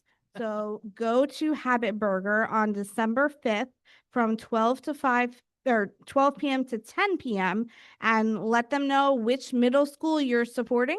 And a portion of the proceeds will go back to the PTA. And I believe the winner of the competition will get 20% of the profits. And then the other 2 will only get 15%. So maybe go through the loop and get 3 orders. Thank you. Thank you, Ms. Harvey. Ms. Williams? I just have a couple of quick announcements is just really to remind everybody to, check your child's power school, reach out and, be engaged with their education. Also, I know that on our, the Hamilton Township School District website, if anybody is in need, I know that they have information there for food banks. I know that it's a really tough time of year for everybody. And I also wanted to remind everybody of the Hamilton Township School District notifications app. That is out there. If you don't have it, this way you can download it on your phone, whether it's an iPhone or not, any type. I'm sorry, what is the Android? I'm sorry. You know that I'm an iPhone user if I forgot it was an Android. And then donors choose. If there's also, there's 3 right now. There's 3 schools in our district. I think it's Wilson, Greenwood, and Nottingham that are all looking for help funding projects. So if you can, please just take a look at Donors Choose, go on there. And I know that those teachers would definitely help. They would definitely appreciate anybody's help in the community and beyond, because you can do Donors Choose even out of state. People can just donate. So if you have a grandparent, aunt, uncle in another state, all the help is much greatly appreciated. So, and just to wish everybody a very happy Thanksgiving, safe, healthy with your family. So, and thank you for being here. Thank you, Ms. Williams. Mr. Kanka? I just want to have everybody enjoy themselves this week. I know how everybody has very, very busy schedules. We're all running left and right, up and down, back and forth. And just sit down with your family and have just a real nice time for the next couple days. Slow down a little bit. Most people don't have to work on Thursday, so just enjoy the time with your family, because I know I will. And I'm looking forward to hopefully getting over to see that football game. But it's going to be tough since I do all the cooking. But I'm going to try to get over there because my grandson goes to Steiner and he wants to go over and see the game. And, we had our discussion since I'm a West alumni. So we're going back and forth with that in the next couple of days. So as a West alumni, I know who I'm voting for or rooting for, but I hope as a board member, that's the game that ends up a tie and everybody wins. So. Thank you, Mr. Kanka. So I'm going to move on to board committees, and I will start with Ms. Soto. Personnel? Well, it's going to be a quick report for me because our agenda was pretty light. I, along with Dr. McSheen and Mrs. Williams, met with Dr. Rocco and members of his senior staff on November 12th. And we really, as we do in most meetings, we take a look at, how we're doing with vacancies and open positions. And, it sort of ebbs and flows. Things are, are looking pretty good in all of our schools, but you will see on tonight's agenda, we have a number of appointments, which are great, as well as a number of leaves. And so as with any organization that has as many staff members as the district has, say it's pretty typical this month, as we've seen in the past. We also discussed a number of things that all the committees discussed this month, but including the presentation, we got a preview ahead of tonight's formal presentation. So we discussed that a little bit. And then we also learned about a new initiative from Dr. Disler, Shop with a Cop, which is a program sponsored by the Hamilton Township Police Department. And they will be working with the district to select 50 students in grades K through 8 to go for a holiday shopping spree at BJ's. So it's a wonderful new initiative, and we're extremely grateful. And that is all I have tonight. Thank you, Ms. Soto. Do we have any questions in regards to Personnel Committee report? Okay, seeing none, I'm going to move on to Dr. Farag for curriculum and instruction. Good evening. We had a short agenda, but we spent a long time in committee for sure. We met on November 12th. Ms. Stanton and I were present. Mr. Scotto went over professional development opportunities that the teachers and staff participated in on election day. Some of them were required, some of them were voluntary. He reviewed the presentation with us, and we did have a very spirited discussion about, what we learned, what we needed to, not what we needed to learn, but how we needed to report out the information. So, and I really appreciate your patience because we really were there for a while. We also spent time reviewing policies. There are 2 policies up for first readings tonight, and 1 policy, 2230, that addresses curriculum guides, which is up for a second reading. But I'm going to spend most of my time reporting out on the request that Ms. Harvey made to review policy 2431, which covers athletic competition in the district and addresses eligibility. And she specifically asked the committee to review the section on athletic participation for homeschooled children. So board members should know that, first of all, that policy 9270, titled Homeschooling and Equivalent Education, dovetails into the policy 2431. So policy 9270, Homeschooling and Equivalent Education, reads in part, homeschooling is an option, and when chosen, this option will be carried out in the pupil's home rather than the school. When children are homeschooled and are not enrolled in a school, the school district is not required to provide any of the entitlements or privileges of pupils enrolled in the school district unless an entitlement or privilege is specifically provided in board policy or required by federal law or state statute or administrative code. A child educated at home school shall not receive a state-endorsed high school diploma from the Board of Education. So then we looked at 2431, which is the athletic competition policy. And most people, many homeschoolers say, well, the board can make it okay for our kids to participate.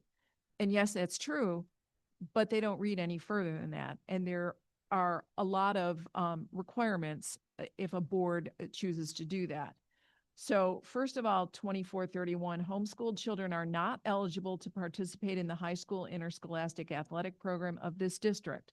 Homeschooled children in grades 6 through 8 are not eligible to participate in school district-sponsored programs of athletic competition of this district. And the 6 through 8 rule comes directly from NJSIAA.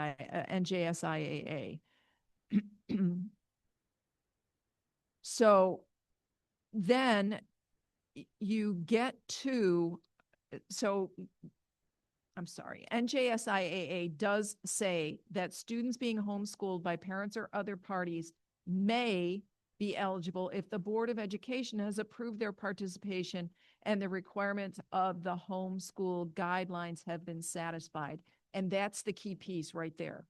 So if you go into NJSIAA guidelines, policies, and procedures, here are some of the things that have to happen. A homeschooled student may participate in interscholastic athletics if the local Board of Education, in its discretion, approves of the participation of homeschooled students on the high school teams. The homeschooled student must reside in the school district that serves the high school and must meet residency criteria.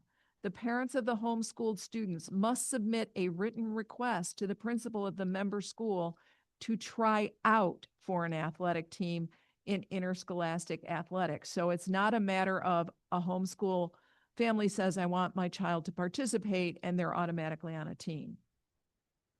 The homeschooled student must comply with the same physical examination, insurance, age, academic, and other requirements for participation as required of all students at the high school. Homeschooled students must meet all eligibility requirements established by NJSIAA, including but not limited to rules relating to amateur status, age, recruitment, academic credits, semesters of eligibility, and transfers. The parents of homeschooled student must meet with local school officials to demonstrate that the student is receiving an academically equivalent education. The parents of the homeschooled student must submit evidence satisfactory to the principal that the homeschooled student has met the requirements of the academic credit rule and the requirements of school's own academic policy. The rights, privileges, and responsibilities associated with all other student athletes attending NJSIAA member schools will apply to homeschooled students who have satisfied the requirements above. Now, here's the academic credit rule. To be eligible for athletic competition during the first semester, which is September 1st to January 31st, a pupil must have passed 25% of the credits, that's 30, required by the state of New Jersey for graduation, 120, during the immediately preceding academic year. To be eligible for athletic competition during the second semester, which is February 1st to June 30th, a pupil must have passed the equivalent of 121 or 2% of the credits required by New Jersey for graduation.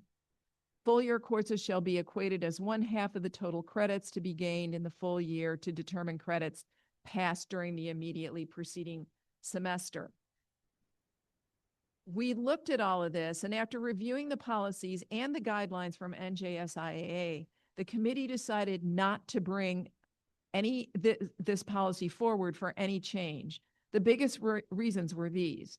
One, the district works hard each year to accommodate the student athletes who are already enrolled in the district. The addition of homeschooled students would create an administrative burden in trying to ensure homeschooled students were eligible to play under the rules outlined by NJSIAA, most specifically those academic rules, because New Jersey is one of 12 states in the country where the only requirement that homeschoolers have to make is that they provide an equal education. There is no definition of what equal education is. So, for example, homeschool students don't even have to follow the state curriculum. There's no requirement to do that. So, having done this myself, having been a teacher, I did follow the curriculum guides. I was in situations where parents would openly say, oh yeah, we have maps, but we don't recognize Israel, so Israel's not on our map. Or parents who said, oh yeah, we have Palestine on our map, but we don't have Israel on our map. So, trying to figure out who's doing what in homeschooling and how it may or may not be equivalent to what happens in public education, it will be a huge administrative burden. Most importantly, we felt it would not be fair to students who attend school every day to potentially lose an opportunity to play sports. There were also concerns about the potential need for adjudication when different points of view collide. We also noted that there were other athletic opportunities in charter schools, other private schools with smaller enrollments, and the New Jersey Homeschool Sports Association.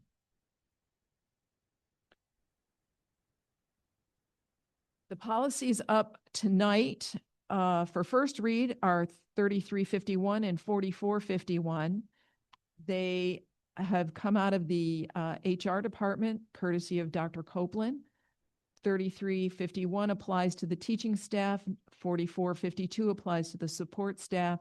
The opening paragraph of the policies outline the goal of the policy. The Board of Education recognizes a healthy workplace environment, enables school district administrative and teaching staff members to fully contribute their expertise and skills to their school district responsibilities. A healthy workplace environment can improve productivity, reduce absenteeism, and reduce staff turnover while having a positive impact on the school district's programs provided to schools in this district, to students in the district. So essentially, these two policies outline the expectations the district has for staff members to work with one another and be supportive of one another and appropriate with one another. Also on the agenda tonight, there are several field trip requests. The Steinert AP Economics class is going to the Newtown Athletic Club. The founder and owner of the club, Jim Worthington, is a former phys ed teacher. He's going to speak with the students about how he started and grew this business. They will get a tour of the facilities. 20 students and 4 chaperones from HEP are requesting approval for a field trip to the Adventure Aquarium in Camden. The trip aligns with curriculum standards, and students will be learning about ecosystems and organisms. And the last request comes from Morgan Elementary School and involves a field trip for students in Morgan's autism program to experience community-based learning at Morrisville Lanes. And the bowling will help students work on their gross motor controls. And I want to close my report with saying there are several grant submissions and gift donations up for approval, but the committee would especially like to thank the members of Pearson Memorial United Methodist Church for clearing the lunch debt of 2 of the students in the district. That's all I have. Thank you, Dr. Farr. Do I have any questions in regards to Dr. Farr's curriculum and instruction report? Ms. Harvey? I just didn't understand your sentence. If you could just explain, in giving your report as to the homeschooling policy, you stated there was a concern over adjudication when different points of view apply. I didn't understand what you meant by that. Well, it can take many forms. So let's use an example. A homeschool student is allowed to try out for a football team. And we have a homeschool student and a public school student, both equally qualified to play quarterback. And our ADs go with a public school student. And then what kind of adjudication might happen if a parent complains, well, but I think my student was the better quarterback, the homeschooling parent, okay? How do we handle those situations? There's nothing in policy, not in NJISAA policy, not in our policy. Couldn't that same problem arise with 2 public school students? That's different, in my opinion. Okay, it's not an outside student. The other piece of this is that homeschool students are unknown students to the teachers, the ADs. I can envision where a homeschool parent might say, well, you're giving favor to the public school student, which they go to school here every day. Everybody knows who they are. They know how they behave. The piece about what is equal education, that could be a problem. If the district says, we don't think that you're giving your child the equal education that NJSIAA expects or wants us to look at, how do we square that? It opens I think, a Pandora's box. And then once you go down this route, then what prevents people from saying, well, I would like my child to try out for a play? I mean, we have 12,300 kids. We don't have enough extracurricular activities for the kids who come here every day, do what we ask, follow the rules, go to classes, learn the curriculum that the state expects them to learn. as a homeschooling parent, I encountered many kids who were homeschooled because their parents did not want them classified. And that was a problem. It was a problem in our homeschooling communities. So I personally think it's a Pandora's box. They're kids that aren't seen every day. Nobody knows them. It's problematic for me. And I think given what NJSIAA expects from the district, it's a burden on the district administratively. I don't know. What do you think, Dr. Rocco? Well, I would say that I support everything that you've said here, but I would also like to say that this has been brought to the high school staff, all three high school staff at leadership team. They are not in support of this. Students who are not attending our school every day, we have no authority over those students. We have no academic control over those students. We can't tell if they went to school that day or didn't go to school that day. So students who we don't see on a daily basis, we don't know if they are abiding by the NJSIAA rules and who's going to police that. And if there is an issue associated with a student, a discipline issue, or a student's infraction while they're playing a sport, we have no control other than to suspend them from a team. But we have no other control over a student for their actions or their behaviors. If there is something that has to be done and the principal or the athletic director or the coach has to prove that the child who is not our student is attending their homeschool, is doing their work, that's an undue burden on the administration or the AD or the coaches. So from those perspectives, they have recommended that I recommend to you no change in the policy.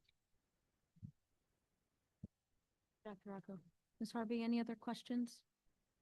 I just want to thank the committees for reviewing it. This came up because a member of the public did have a question about they came actually from a few different people who wanted to expand the hockey program, and I am happy that there was such a thorough review by both the board and the administration. So thank you.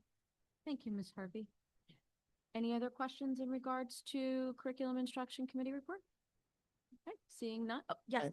I do have a DCR report that I wasn't going to forget you. So before I go to Mr. Kanka, I'm going to come over to you for DCR committee report. Thank you. So I do have a report from Cassandra Hodges-Jones, our chair for DCR. We had our last DCR meeting, our previous DCR meeting was held virtually on November 18th.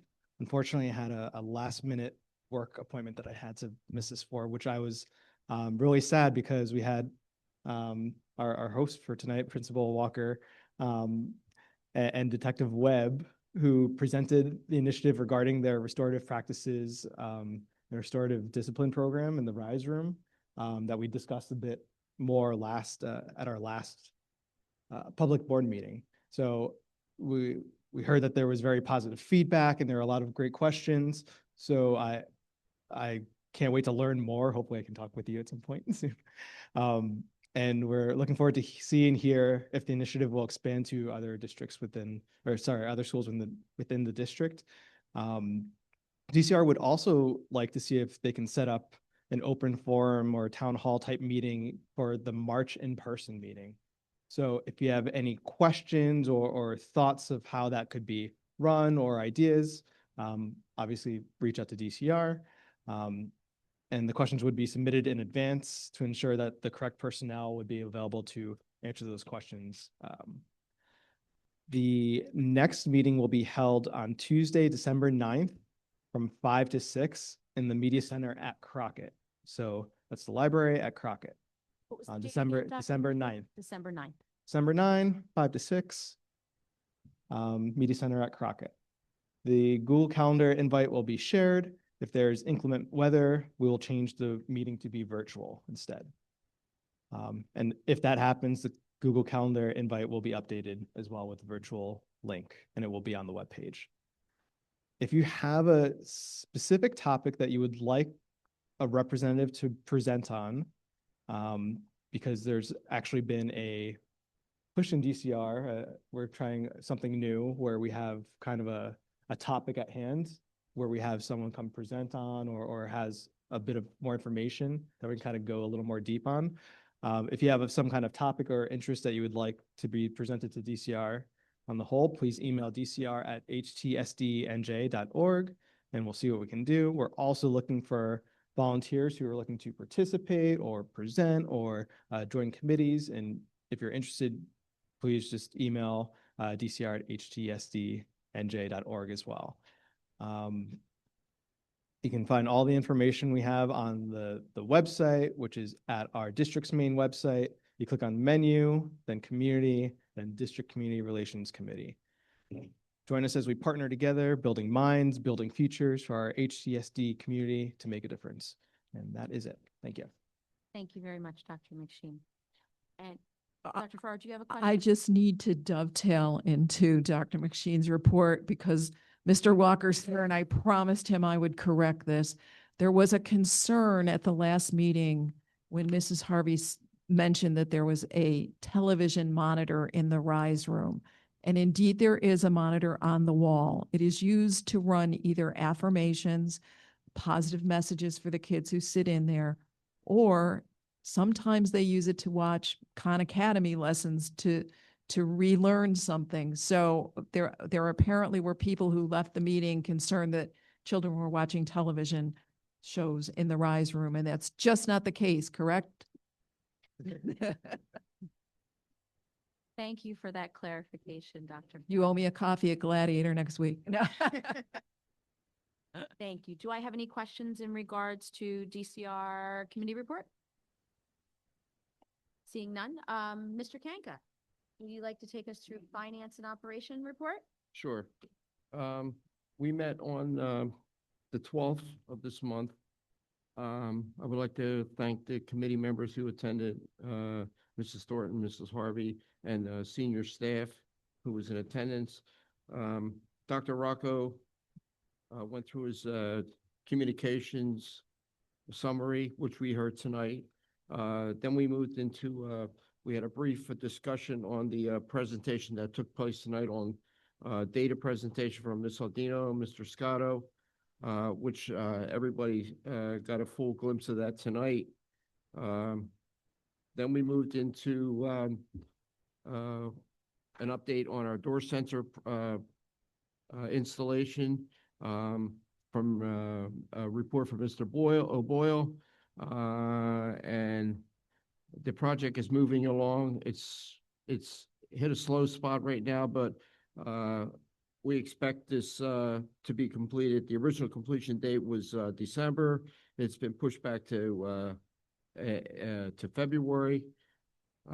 But we don't want anybody to take any shortcuts here, so we want to make sure we're as comprehensive as possible. So the couple months delay is not too concerning at this point. There was a facilities update from Mr. Miranda on the new facility online scheduler, which training was provided to the school secretaries on the new schedule and the importance of the school. It's important for the school to load their events in there before it's opened up to outside users.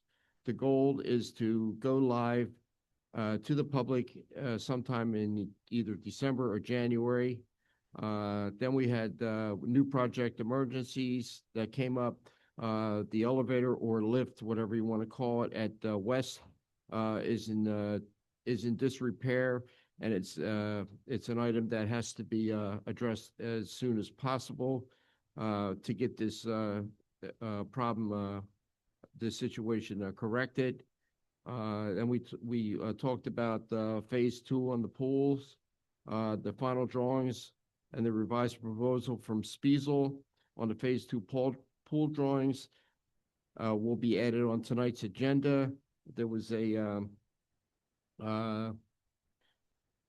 original approval was for a cost not to exceed 6.75% of the final phase 2 cost.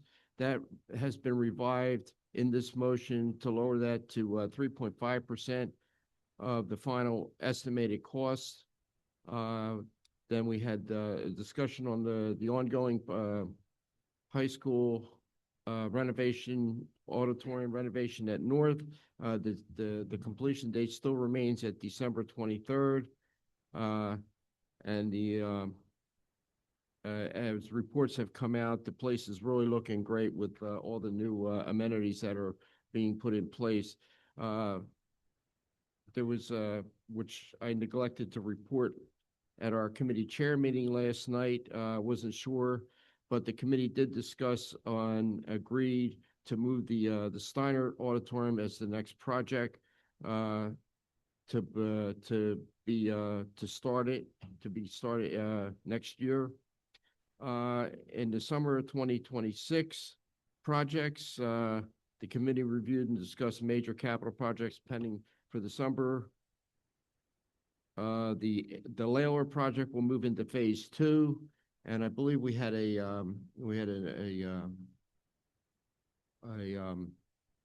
I guess a report from PSE&G that our transformer is in, but being in and us actually having it is two different entities. So we're hoping that we can get that transformer prior to this project continuing on in this summer of 26. Then there was the phase 2 pool project, which we discussed briefly, and the upcoming second auditorium project. Other projects included for completion are the sewer pipe relining at Cooser and the completion of sewer pipe relining at Klockner. There was the discussion on the HEP roof, and I believe that we are probably going to move into getting that thing addressed as soon as possible, since there has been some severe leakage over there. We had a discussion on the bird issue that has been addressed, and the soffits have been closed up. So that is a problem that hopefully has gone away. But the roof is another issue. And as far as what's going on under the roof, we're not sure until the existing roof is taken off and there's an inspection done of the substructure on what has to be done as far as soffits, overhangs, the structure under I'm assuming there's plywood up there under that roof. So we won't know at the extent of the damage from the roof leakage until that's all taken place. So that's hopefully is going to be something that's upcoming soon. Then we had a report on our annual audit update. Ms. Atwood reported that the audit work is almost completed, and the auditor is hopefully going to come in and discuss his work at the December committee meeting. And as everybody knows, last year we were, I guess that whole process fell behind because of state. We were waiting for numbers from the state, and they just fell behind on everything. So we're pretty excited that we're ahead of schedule a little bit this year to get that all taken care of and addressed and presented to the public. Then there was the transportation bus tracking for parents. That program has not been made available yet. We're awaiting a vendor to schedule and provide the necessary training to our transportation staff.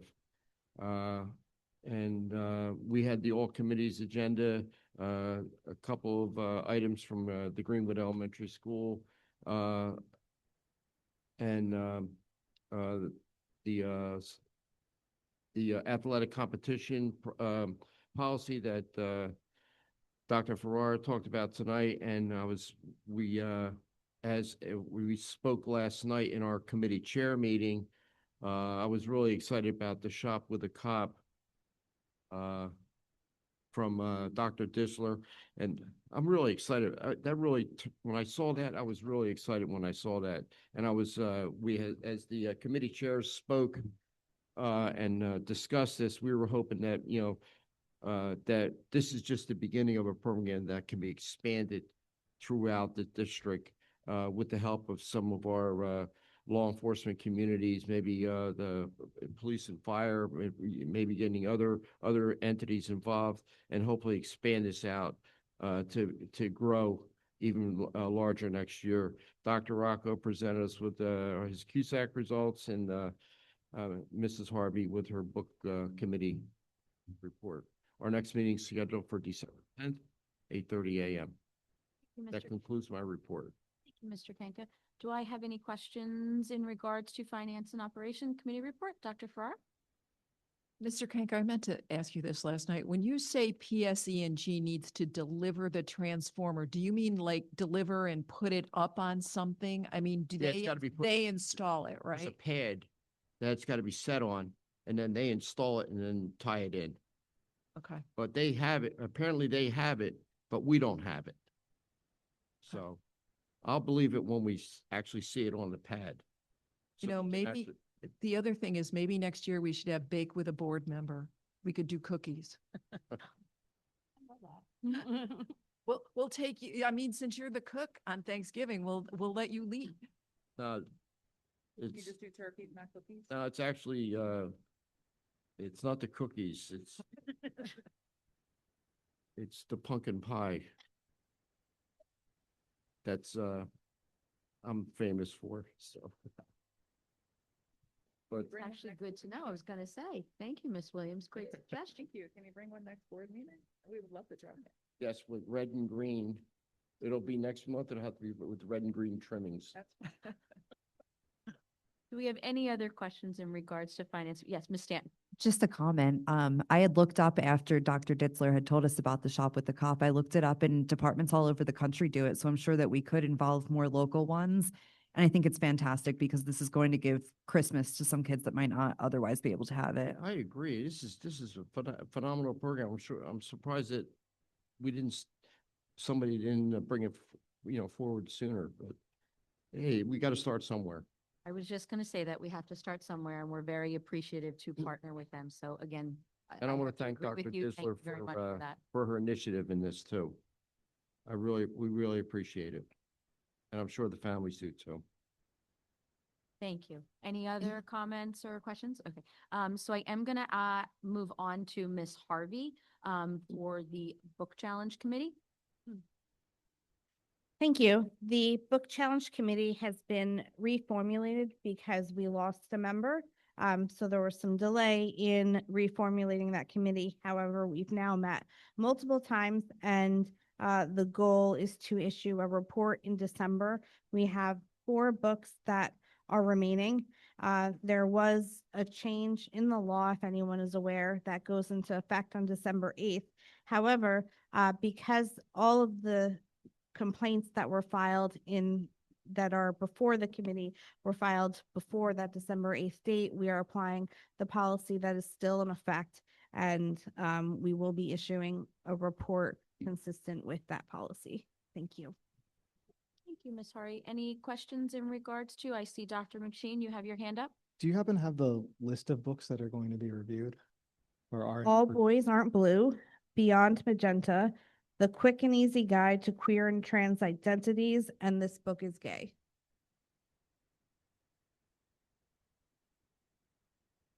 Okay. All right, thank you. Any other questions? Okay, then we're going to move on to monthly suspension report. Any questions from board members? I just have a comment since the suspensions are down significantly, and I mean just a little bit significant. There's a couple pockets of stuff, but it was great to read that report, and I know you're going to the HIB report, and those are down. So people are doing right things because we're seeing progress. It was great. They were great to read. Thank you, Dr. Farrar, for highlighting that. I think that's a very important aspect of the 2 reports, so thank you. So no questions on monthly suspension report, monthly HIB report, monthly health report. Okay, seeing none, we'll move on to hearing of the public on agenda items. Just bear with me. I just need to get the sign up. And no one has signed up for the first hearing of the public on agenda items. So I'm going to move into our agenda items for this evening. Curriculum and instruction. Dr. Farrar, will you take us through curriculum and instruction? I'm going to let Ms. Stanton do it. I'm going to take a break. Sure. Upon the recommendation of the superintendent, that the Board of Education approves, moves items 1 through 7. See, she needs practice. I do need practice. I was looking at the wrong one. I was about to say 1 through 12, so wrong committee. 1 through 7. Second. So I will start with Mr. Kanka. Any questions in regards to curriculum and instruction agenda items? None. Ms. Williams? No. Ms. Harvey? Thank you. Ms. Stanton? No, thank you. Dr. Ferrara? No, thank you. Ms. Soto? No, thank you. Dr. McSheen? I've got to break the streak. I'm sorry. So for the two policies for first readings, item number 3, it's policy 3351 and 4351. 4. Was it 4? Yeah, so 3351, 4351, yep. Yeah, you. As I'm reading them here, they say 3351 and 4351. Yep. All right. There's 2 separate ones. One, I understand one's for teaching staff and one is for support staff. So I do have a couple questions. Is there a substantive difference between both? I was trying to do side by side, but I couldn't really find. You know, this, and maybe Mr. Carrick can address this. We often have policies that are side by side. One addresses teachers, one addresses staff, and they are pretty much similar except little tweaks. Is there a reason for that? So in your general policy chapters or subchapters, like 1,000 applies to bylaws, 2,000 applies to administration, and so on. There's a subsection that specifically applies to support staff members, and then a separate section that applies to teachers. And so typically you are going to have 2 policies because they are different categories of employees, certificated versus non-certificated. And at times boards of education will adopt different criteria as it relates between the 2, because you might decide that professional staff have a certain set of expectations and support staff have a different set of expectations. So they might be exactly the same, and that's fine, but you might also from time to time find reasons to adopt different policies as it relates to the different levels of staff. And just to follow up on that, I was looking quickly and had read them both, but didn't compare them side to side. I do not believe there is any substantial change. I'm looking at Dr. Copeland here, who he is also indicating no substantial change. Great. Yeah, I didn't think so, but I just wanted to make sure about that. One difference I do see, it's not very important, but I kind of like parallelism here if possible. 3351 specifically says teaching staff members in the title of the policy, but the 4351 does not designate support staff. I'm wondering if I would prefer it if we had support staff in the title, just so that it's equal if that's possible. The 400 area, it does say support staff up right below Board of Education on the right-hand side. I see on there, yeah. Yes, it does. You see under. Yeah, right, it does. Okay. the editor in you. I know. I'd love it in the title just so it matches. Really gets me. All right. And then I think I had one other question. Okay. And maybe this is a little broader. So these policies specifically state employees. Do we have any policy that addresses outside vendors, volunteers, other groups that aren't Like these policies both say employee or groups of employees as opposed to Good question. other Like Robbins. Robins, exactly, Paraprofessionals. anyone else really, yeah. So, and I will defer to Mr. Carrick, but I think support staff, if you're a volunteer, you'd be considered support staff. Contractor, though, I don't think so. I would have to say no. I'm looking again, Dr. Copeland, is there anything that comes to mind to you on that? Overall, throughout your policies, you do have a lot of policies that speak to vendor relationships. These particular ones, I'm not aware of it applying, but our vendor relationships are established by contract. And so depending on what we contract is what they have to abide by. And from time to time, depending on what the vendor is providing to us, they will also be required to abide by all applicable district policies and procedures. So if we're substituting in an independent contractor for a support staff position or even a certificated staff position, I don't know if we do that here very much, but a lot of my other districts do. We will require that they abide by all policies and procedures applicable to that category of employee, even though they're not technically an employee. Because I'm in my head, we talked about the, maybe coaches or Robins or other groups. But then I'm also thinking if we have a postal delivery person or PSE&G coming by, where do these policies potentially make sure that our employees or our volunteer support people, whoever, are interacting with them correctly? Because I feel like that's kind of an interesting spot where, we're not dictating the behavior necessarily of a postal worker, but there's still an obligation, I think, for the school to act professionally in all regards. I think it's a valid concern and comment, but that would probably fall under professional standards or professional expectation. We would have to look at that policy a little deeper to see how that's spelled out.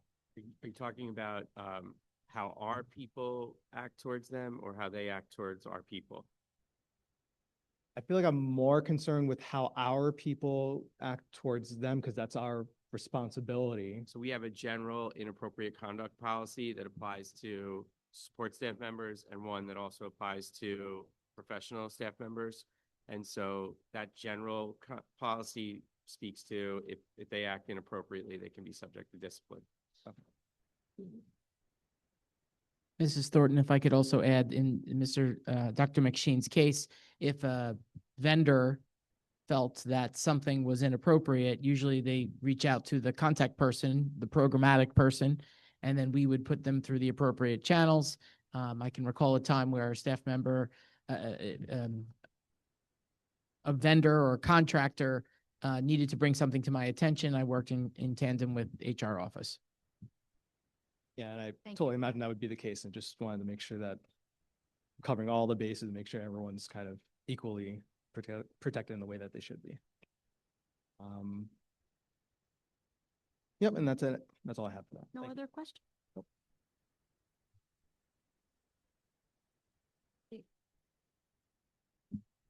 Seeing that we have no other questions for curriculum and instruction. That would. Ms. Harvey? Yes. Mr. Kanka? Yes. Dr. McSheen? Yes. Ms. Soto? Yes. Ms. Stanton? Yes. Ms. Williams? Yes.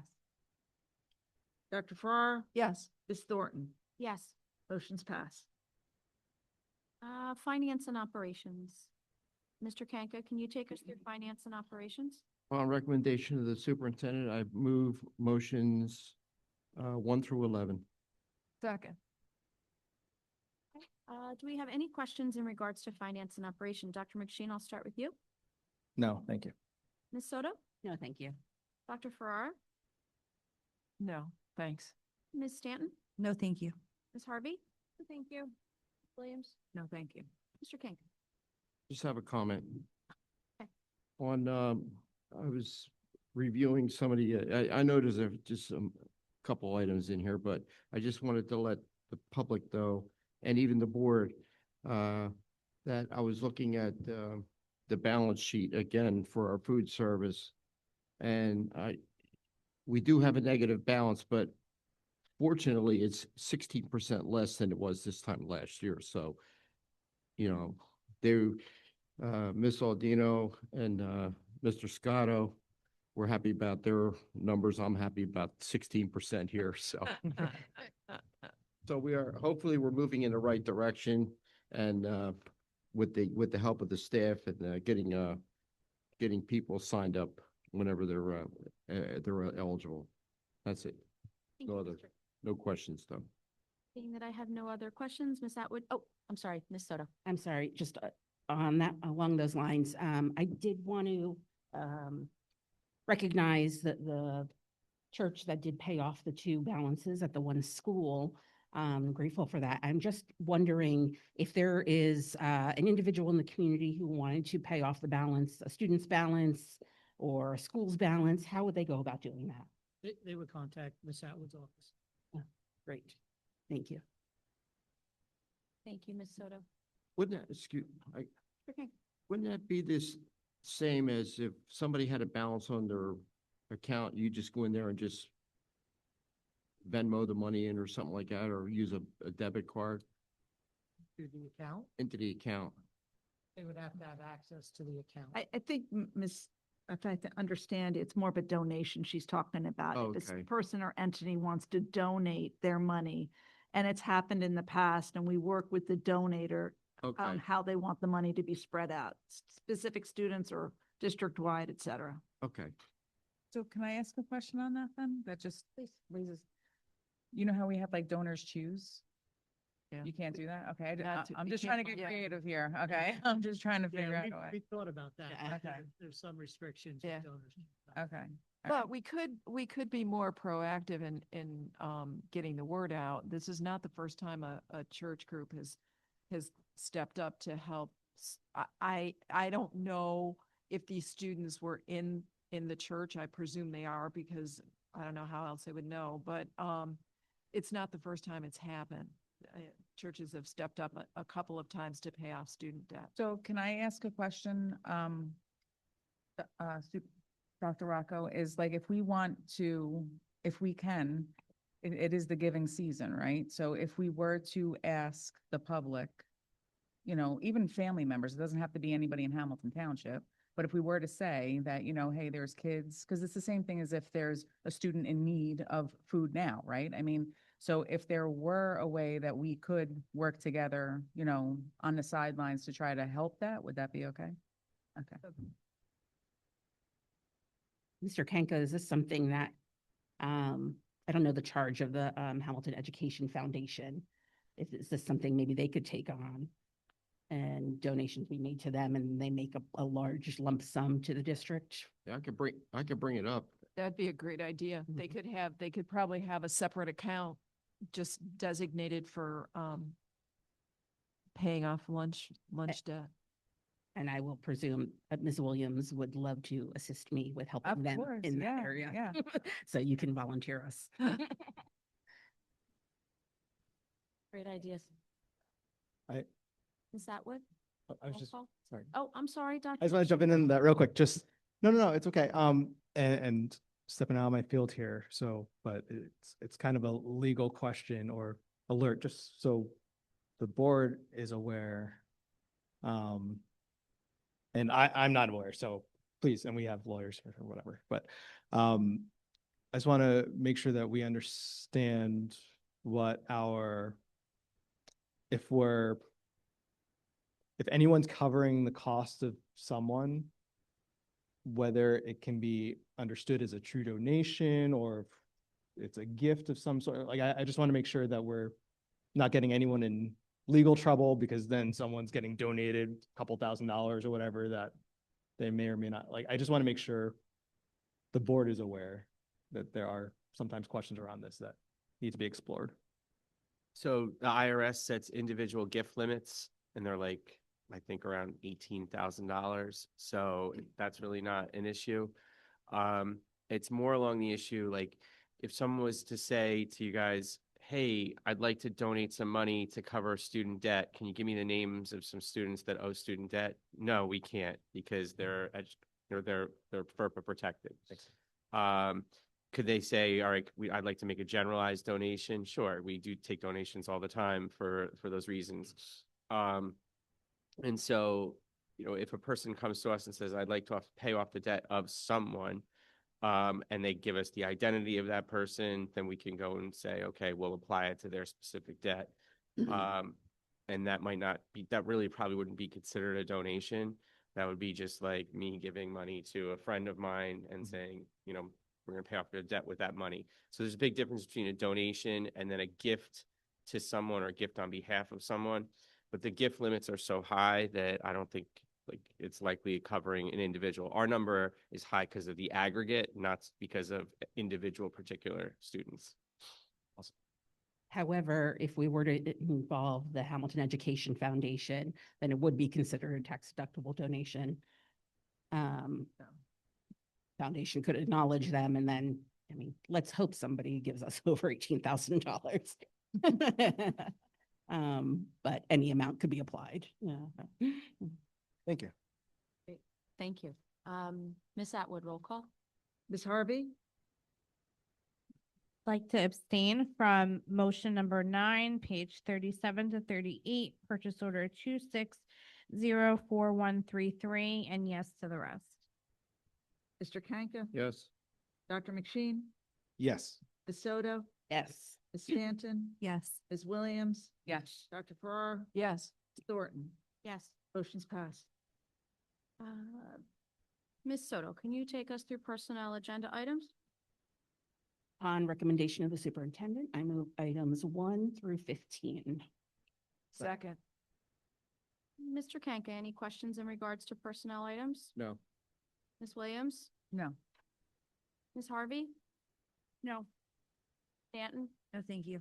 Dr. Farrar? I just want to ask Mr. Carrick one more time. If I have 5 votes, no votes on somebody who wants to resign or retire, not going to make any difference, is it? You can't keep them here. I tried.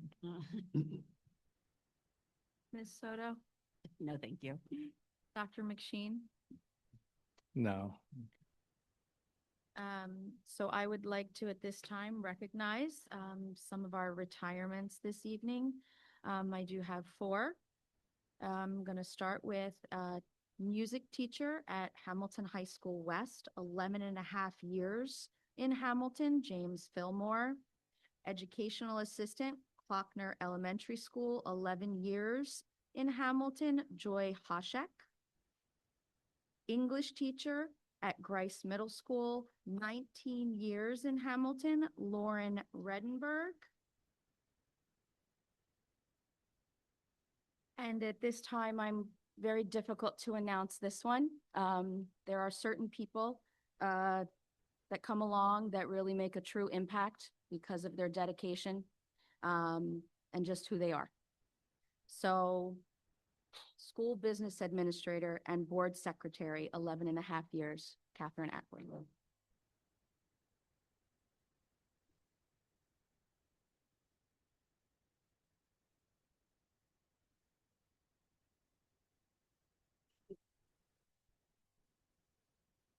And I'm not done yet for quite some pie, so you're going to see me. Not retiring. Hear that? At the end of June. withdrew. I take it off the agenda? Can I be? I just have a question though. Still be here through the end of June, so thank you very much. Very kind. But if Katie does decide to change her mind, could she still even after? She can, yeah. I just want to make sure that this is, Not. this is just a practice run. But I want to wish everyone all the best on their retirement and thank you all so much for all of your dedication. Ms. Atwood, There goes my. roll call. Ms. Harvey? While I'd like to vote no on 2 of them, I vote yes. Mr. Kanka? There goes my minutes, right? Yes. Dr. McSheen? Yeah. Yes. Ms. Soto? Yes. Ms. Stanton? Unfortunately, yes. Ms. Williams? Only because you want to, yes. Dr. Farrar?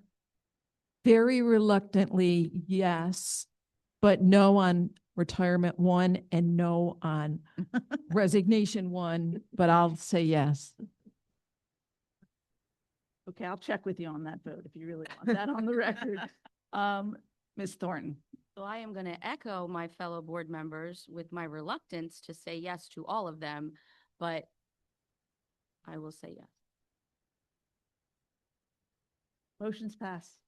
Look at that big smile. Okay, at this time, I'm going to move on to hearing of the public on school-related matters. And I don't believe I have, do I have? I have two signed up, okay? So, hold on one moment. Be one person in the audience. Okay, so first I have Mr. John Muka. I do believe he is not here. And I will move to Janet Flonick.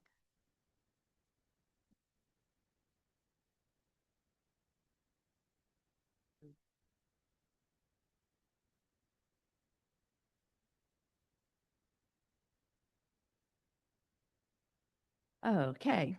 Attended my class reunion last month, and I was thanking one of my classmates who happened to be a former Hamilton principal for all the work she did in mailing in the forms and collecting the money and all. And she brought up about the mailman in Princeton where she lives, that she had informed her mailman that she was going to be getting a lot of letters, and they're all in cursive, getting them back. And he said, no sweat, I can read cursive. However, my substitute can't. And he has delivered mail to the wrong places, which proves the point I made months ago about having problems getting mailmen because they can't read cursive writing. And half the country is teaching it now. And I had only asked for the 20 minutes a week cursive sentence, print what it means. And if we don't teach our kids how to read cursive, we're going to run out of mailmen. Okay. I also had to read my yearbook to refresh my memory about my former classmates, and that was total cursive. The teachers and the students all wrote in cursive, and I thought, well, gee, so when some of my classmates go to the great beyond and their grandkids find their yearbook, gee, what did they write about grandmom or grandpa? And they wouldn't be able to read it. They might find out some real dirt on their grandparents, but they can't read it. Okay, so that's another reason we should learn how to read cursive. I had 4 friends who wrote, never forget the fun we had at a lunch. There was about 8 of us who always ate lunch together. We'd laugh, talk about class, the sporting events, the TV shows. We had a grand time. Now here in Hamilton, we let our kids use their cell phones during lunch. And that's the only time you can really talk to your friends and make new ones. And with the block scheduling and everything, you think they might want to vent or discuss things more. So I think that's a bad idea, that they should be able to just talk to their friends and get rid of the cell phones. There's 2 local schools that have banned the cell phones. One, soon as you walk in the door, they put it in a pouch that's locked up. They can't open it till they go to leave when they take it back out. They said the behavior has improved, the kids are more social, and they're even more attentive in class. We need to get rid of the cell phones so our kids know how to socially get along with each other, which is a great problem in this country at the moment. Even when you go to a restaurant, husband and wife, boyfriend and girlfriend sitting there on their cell phones. Really? I mean, or you see families all on the cell phones. Maybe somebody should start a movement that cell phones should be banned in restaurants if you have 2 or more people. I mean, that's where you get to know each other and so forth. And we have to get our kids off of them too. So if we got rid of the cell phones in the high school where they would have to talk to each other at lunchtime, no cell phones, maybe after 3 years of not using phones when eating and they graduate and they go out into the world, they would be so in tune of not using cell phones when you eat. And maybe we would start seeing a trend of people just talking instead of using the cell phone all the time. So I really think we should get rid of those cell phones and let them learn how to get along with each other. Plus, socially would end up a lot, even with the grownups. You hear about fights and everything. We need to learn how to socialize, and we can start in the high school now.